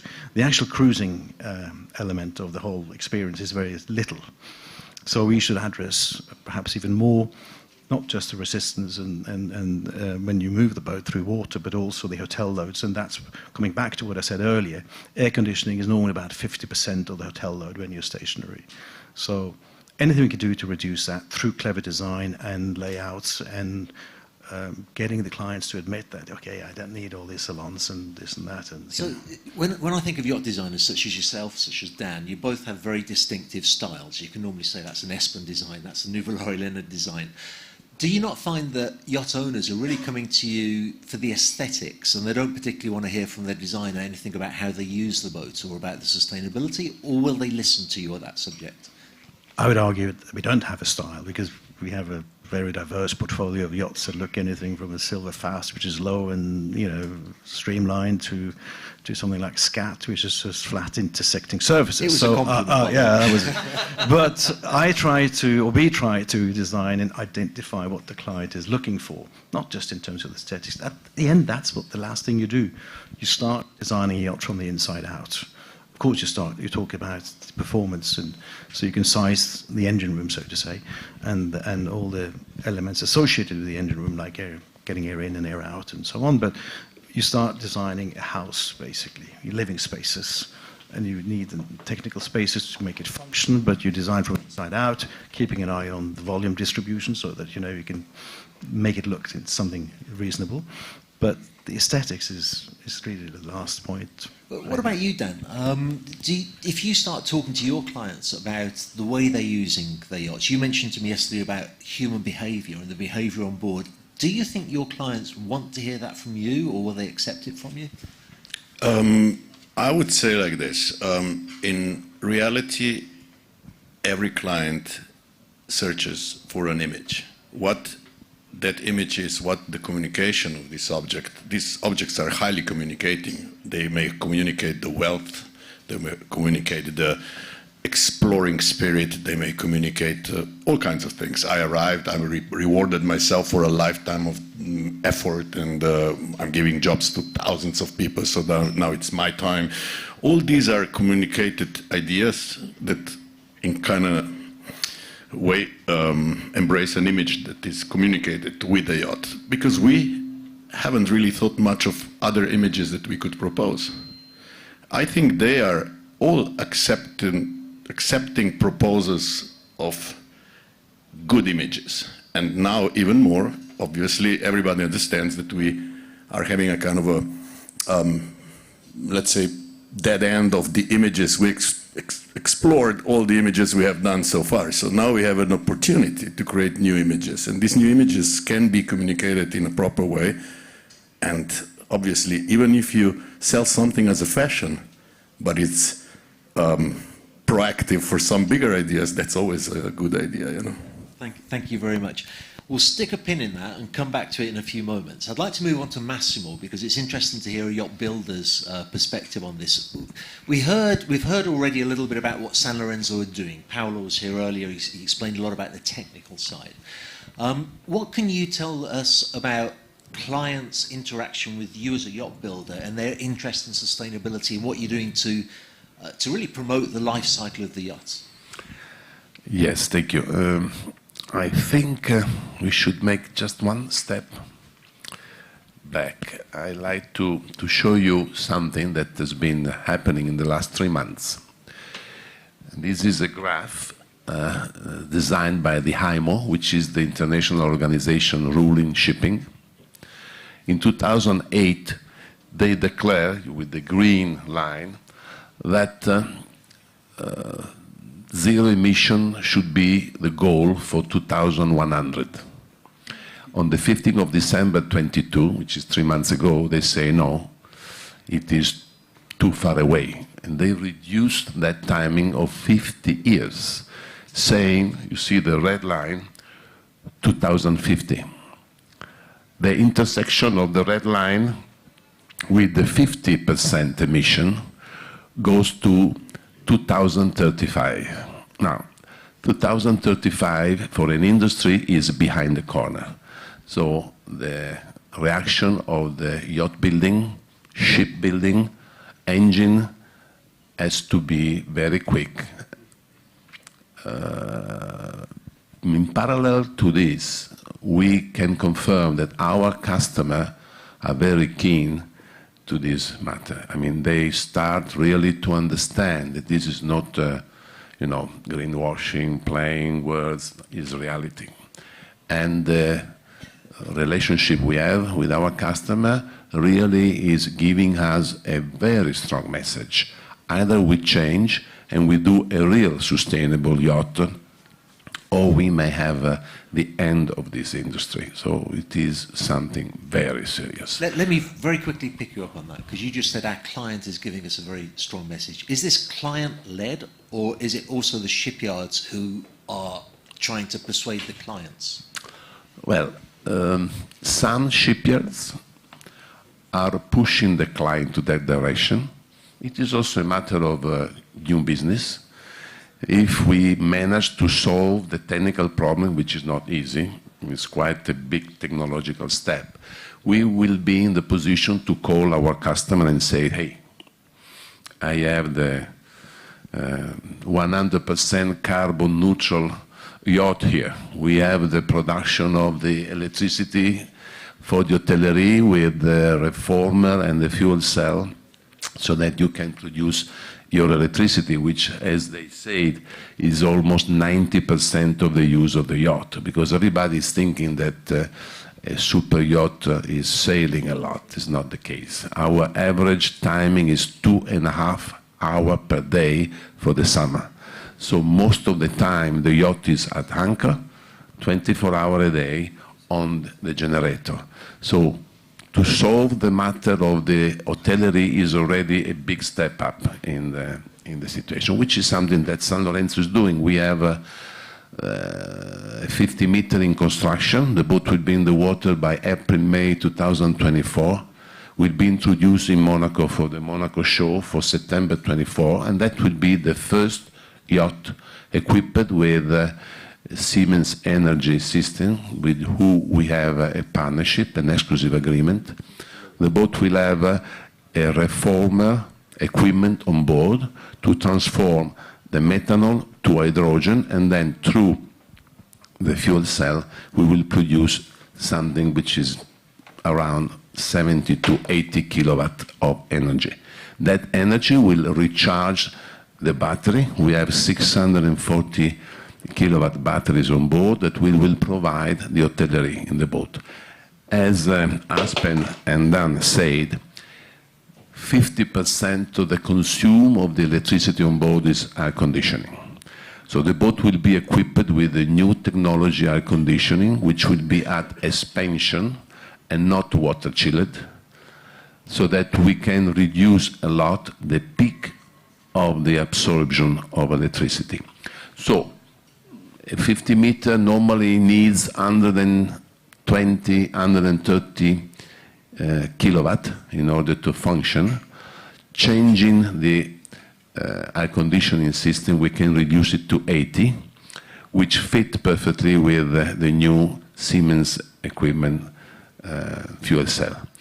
It is a serious attempt to go toward the right direction. What is very important, and the message I'd like to give you, is that it is very important to talk about these things, what we are doing today, but also to transfer the ideas to fact. Because the moment we have this 50 meter in the water functioning, I bought it myself because I could not sell it to any customer. It was too risky. So it is really a new thing. You should consider that by projecting the yacht from one side of the table, we have on the other side of the table the classification society writing the rules of safety, because everything is really new. Is this a 100% hydrogen fuel cell, or does it also have alternative energy, a more traditional energy? We have a backup 118 kilowatt generator on board, because, as I said, it's the first time worldwide, never been happened. Oh, well, Siemens is building fuel cell for submarine since 20 years. So the technology is not new. The technology is existing already, but never been applied on a yacht. And then Lloyd Register, American Bureau, Marina, they have to write the rules how to apply in the yacht. So everything is new in the yacht industry. And I would say also the shipping, they never use it.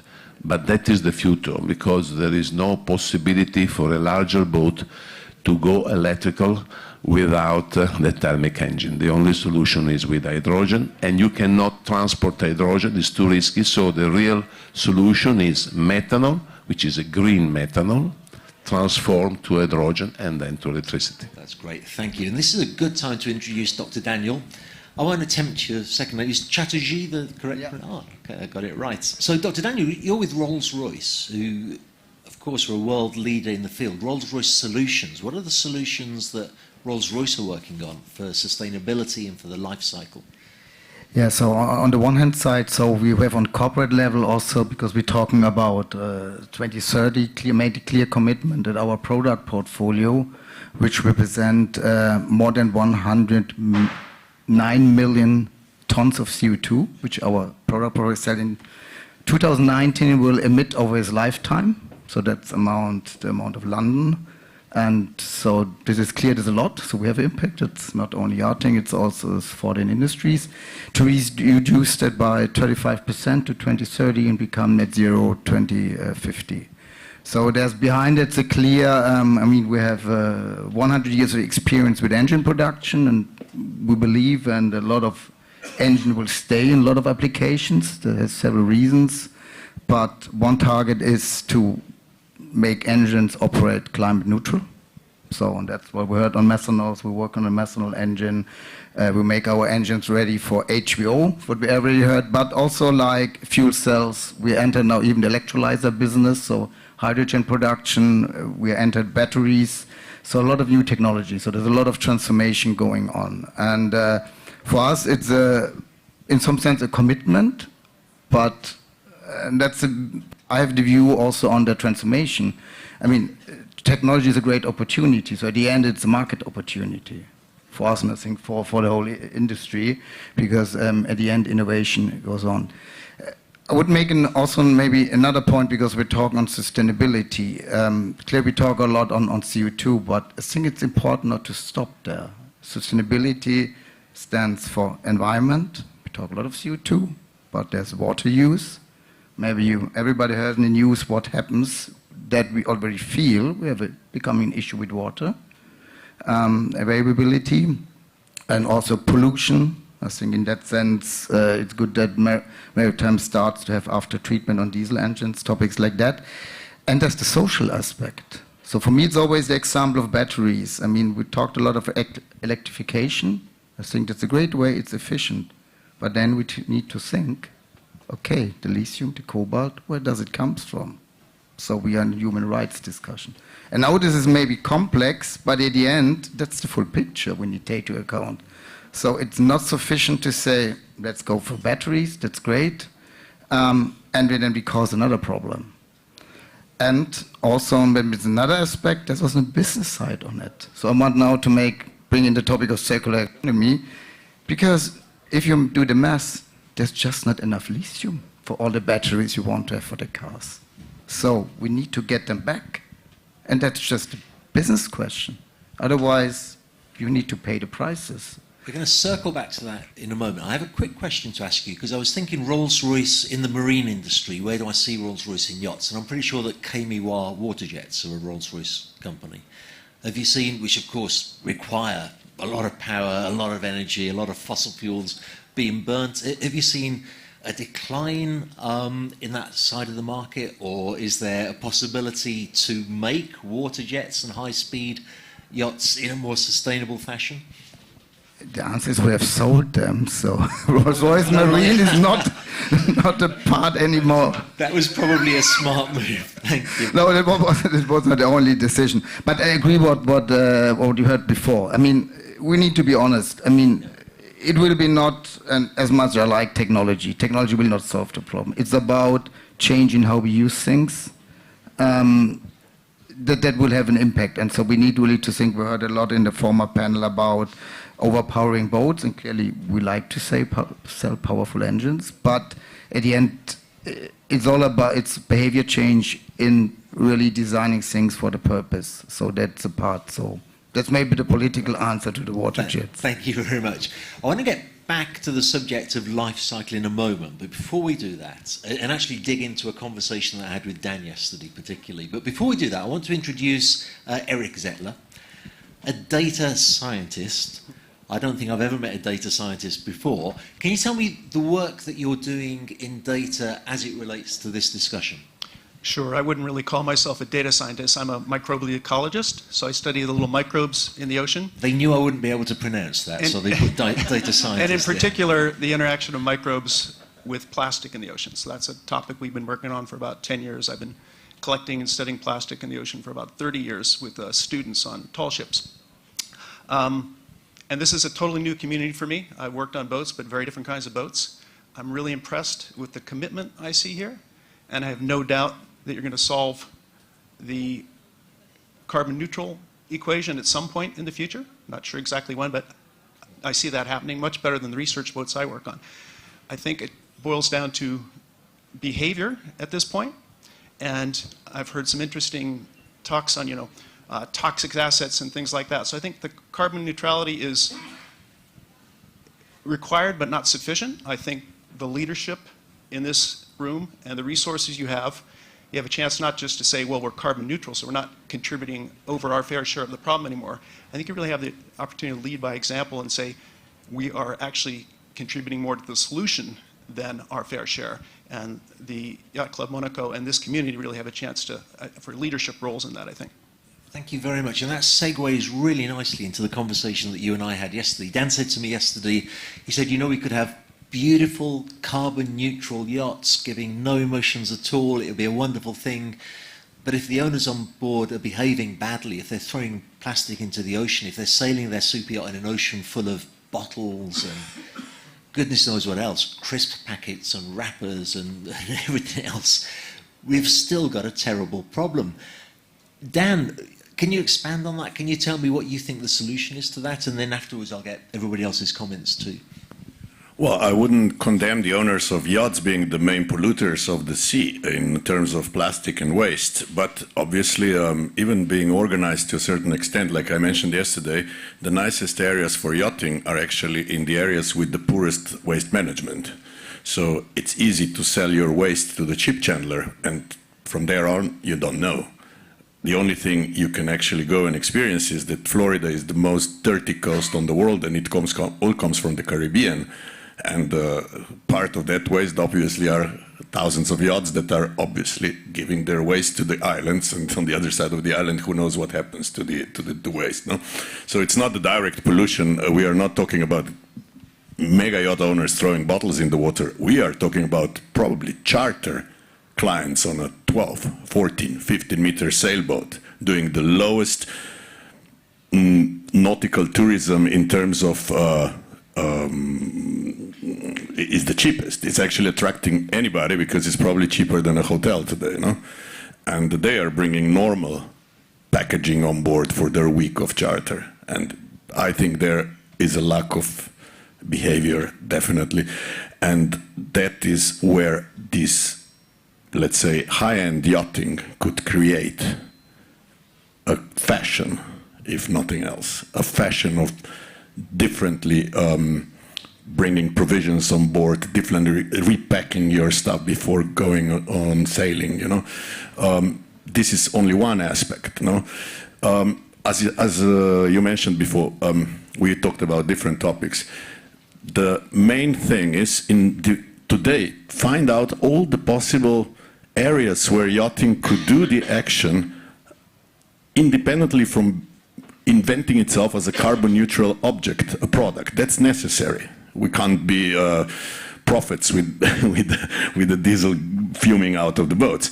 But once we solve that, like Eric said, we are going to have clean boats in a very dirty sea. And not because of us, also because of us. I like to say that Eric told me yesterday, there's only one ocean. It's all connected. He will explain that a little bit further. But I developed my own theory about it. It's like all of us being in a very nice swimming pool where in one angle is allowed to do your stuff, So it's that what we're trying to avoid to see, but it's happening, no? So what are the other areas that we could be proactive? Also, I would ask Eric to explain on that a little bit further, but we have yachts all over the world. Let's say that yachting is a moving platform with access to the sea, and scientists are struggling to have access to the sea. So I would at this point give again the word to Eric, actually. Let's hear Eric's Yeah, point just on a quick comment to also follow up on Dr. Tessa's comment earlier about how these boats, I had no idea the capabilities of these boats out in that room, the things you can do. As a research scientist, I worked in Woods Hole Oceanographic Institution in the States, one of the premier oceanographic institutions in North America. Now I'm at the Royal Netherlands Institute for Sea Research, one of the premier institutes in Europe. Not only making ship time available, but our budgets for travel are typically 2,500 euros a year. That's to go to conferences, that's to do research. 2,500 euros, 2,500 euros a year. So another concept that Dan and I have discussed is maybe some sort of scholarship program, which would benefit you and benefit us, because it shows that you're trying to help keep the oceans clean and knowledgeable, and it helps us, a small amount to help maybe 2 to 4 scientists join your boat for 2 weeks. And the things you can do, even without the fancy equipment, just something as simple as a video survey can quantify plastic, can quantify sargassum, which of course is a big problem in the Caribbean now, can quantify marine life. So really small things that this community can do to increase access to the ocean. I get maybe, if I'm lucky, the team I work with, 2 to 4 weeks a year of ship time. And where does that budget come from, the 2,500 per year? It's either from the institution or from specific grants that we write. And the problem with specific grants is that money is allocated for certain things, so I can't use that money to go sample on another project. So that's sometimes I can join a ship of opportunity on my own dime, sometimes I can't. But a huge opportunity here to really make a difference in ocean research. So partly it's a question of hard cash, isn't it? Having the cash, the finance to be able to travel. Would that be right to say? Yeah, for a couple people and their equipment to get to the boat, and it could be a competition. You could have little mini proposals and pick the one that most resonates with your goals, that sort of thing. And so somebody gives you the cash to be able to, say, double the amount of trips that you do. As a first step, that would be good. What's the actual work that you do? Well, of course, it depends a lot on the scientist. My work is quite simple. I collect either by hand from a small boat or with a small net that I tow. I'm picking up plastic, I'm quantifying it, I'm figuring out what kind of plastic it is, I'm looking at the organisms it's interacting with, who's growing on it, are they from another area, are they non-native species, are they potential pathogens that could cause diseases in marine organisms or in humans, so that sort of thing. Are they breaking down the plastic in any way? So these are the kind of questions I'm asking. Very simple, a little bit of refrigerator space. Other scientists are going to have different needs. I would imagine there's scientists as well who are tracking where all of this waste is coming from, because if you can find the source, you're a bit closer to resolving the problem. Would that be correct? Yeah, absolutely. That's not my field, but there are physical oceanographers, modelers, and people that are actually looking at, as Dan said, it's one ocean. If someone pollutes somewhere else in the ocean, it's going to eventually reach your shore. You can count on it. Yeah. So it's really, this is a global problem. We have to turn off the tap of plastic and other pollutants going in the ocean, and we have to clean it up globally. Just because we do it in Europe, North America, and other countries doesn't mean it's going to fix the problem. I'm totally shocked with the lack of finance. Totally shocked. When I consider the budget that I have for marketing yachts and my travel budget, I mean, seriously, 2,500 would last me maybe 2 weeks. And it does kind of make me feel that, I come from a brokerage background, and throughout this whole couple of days, I've been thinking, there's not many brokers here. I mean, Tim's here, but not many brokers. And what can the brokerage community do about this? And if nothing else, they could finance, the serious work that's being done by scientists to protect the ocean, to protect our clients. So there's a future for the industry. So thanks for that. Moving on to Espen, I wanted to ask you this because I remember we spent a bit of time together at one of the Monaco boat shows when we were filming, and I remember you showing me video from an amazing trip that you did on one of your yachts in a polar region, and I know that you travel a lot. What have your observations been with regard to this aspect, the aspect of plastics in the ocean, pollution in the ocean? Sure, there are certain parts of the oceans where you can firsthand see that there is a real serious threat. Not when I was in Antarctica, I couldn't see that so much, but I was thoroughly shocked recently in the Maldives, where we were out and found a very nice little island, came by boat, and as we got closer, started looking, and it looks a bit strange. What is that stuff on that little island? and it was just all plastic. It was full of plastic. Then we started talking to the locals, and this is the locals coming out here on the weekends, and this is what they leave behind. So there's, creating awareness. In this case, it didn't come from somewhere else. But of course, I do know that there are massive areas of the oceans that are totally polluted. With regard to what you said about making yachts available for scientists, I think that's a great idea. I think that's something we really should pick up on. We're involved with a yacht that is going to do just that. It's been a bit delayed, but it should be, I think, up in service in a couple of years now. And that's something that many other people should really try to consider. I'm a member of the jury for the Explorer Awards. You may have participated in last night, and there are actually yachts doing that already. And I hope that there will be more of them. We need to organize it. So this could be something that perhaps you could do, or we should do together collectively, because most yachts cross the oceans with no owners. And just even that gives you an incredible opportunity to collect a lot of data, I would have thought. I did one crossing during the pandemic with an owner. We went from here to the Caribbean. And of course, there's a lot of opportunities for all those yachts that cross even empty. But I also know that many owners would be delighted to have scientists on board, particularly for themselves, but also for the kids, to learn more about the oceans and learn about our planet and the oceans in particular and the threats. So that is something we really should try to work on together. Yeah, that's a great point. Sorry. I was just going to say, what better way to inculcate the next generation of yachters with appreciation for ocean and ocean science than to have the kids on board helping with and learning about research projects. Massimo, what do you think San Lorenzo could do in that regard? Well, I'm pleased to confirm you that most of our boats now are built on request of the customer with the water system distribution. So we have the Ultra V filter. We take the water from the tank and then we produce still water or spring water or Sprite water. So there is no more lots of plastic bottle of water on board of the boat. And this is coming since few years. It's not, so there is care about it. On top of that, just some number, the total emission of all shipping, not only yachting, all shipping is 1.7% of the emission in the world. And from this graph, you see that yachting is this, which is 0.22% of the shipping. It is nothing. If you multiply 1.7 by 0.22, divided for 1,000 is 0.00000. But the point is, yes, but I'm not saying anything against. I'm saying that our contribution is minimum, but unfortunately, we have the focus and the lights on, because something is to build an hospital, poisoning the air.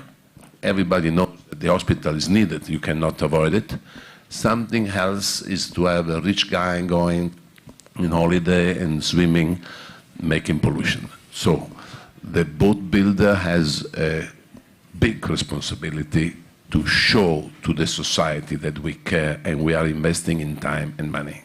Just to take a step back to the comment about having scientists on board and helping the scientific community. Fantastic idea. You really opened my eyes on that subject.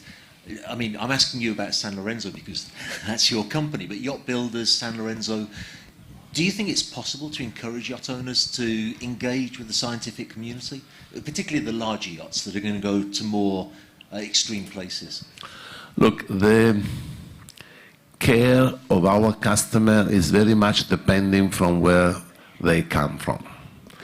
The Western country customer are very sensible. The third world, much less. So I think that as a builder, with all the other builders, we have to push and push with technology, with new yachts building. As I said before, to change from sealer water system air conditioning to gas suspension is less efficient in the way of the amount of cold air, but is half of the consumption of the electricity. So that is a big jump. So you have to teach the customer and to teach the market as well. So we have a responsibility from that point of view. I think the idea of the scientists on board is fantastic, especially for the kids. But consider that the young generation are very much sensible, because they know that we'll be in this world for much longer than us. So I think we don't have to convince the kids, we have to convince the father. Thank you very much. Any questions at all? I see Dr. Tessa. It's really exciting to see all the uptake on the science of your vessels. But I just wanted to let you know, if you're looking, if you're interested in connecting your vessels with science, one of the amazing platforms that already exist to do that is called Yachts for Science, and they work with owners of vessels and with scientists to bridge the gap. So they look at the vessels, see what the capacity is of the vessels, what the interest is of the owners, and then take science projects, look at what their needs are, what their interests are, what their focus is, and then match the two. So it's called Yachts for Science, and through Boats International, that's a space where those connections are being made. So I'm happy to chat about that. Thanks. And just in case anybody didn't hear, that's Yachts for Science. And their website, I guess, is yachtsforscience.com. But if you Google Yachts for Science, if you've got a client or an owner who's going to extreme places, that's a great proactive way to be able to assist the scientific community. Yes, please, Bram. Yeah, one question for Mr. Zettler.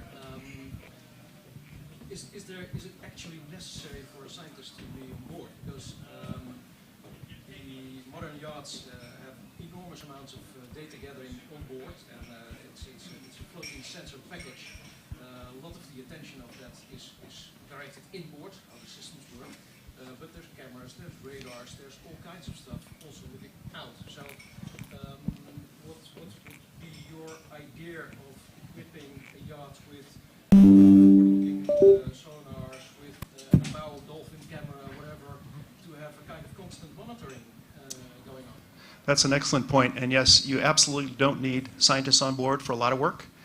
Camera-based image analysis work, simple water chemistry, salinity, temperature, PCO2 if you want to get fancier. There are box ones of those now, which is critical for climate models. One of the challenges there is then you have to find a scientist that's willing to analyze that data. Right now, gathering data is easy. The analysis, like of these video surveys we're doing now, the AI and the computer support needed to analyze that is pretty significant. So absolutely, you can collect super useful data without having a person on board. You just have to make sure you connect with someone or a data archive that's going to make that available to scientists who can use it. Great point. Could you connect us? Yes, I could certainly put you in charge of people that do that. Yeah. Thank you.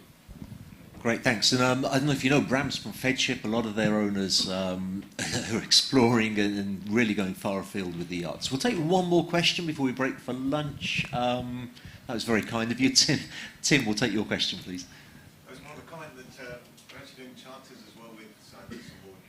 It's not just the owners. Because that was a comment and not a question.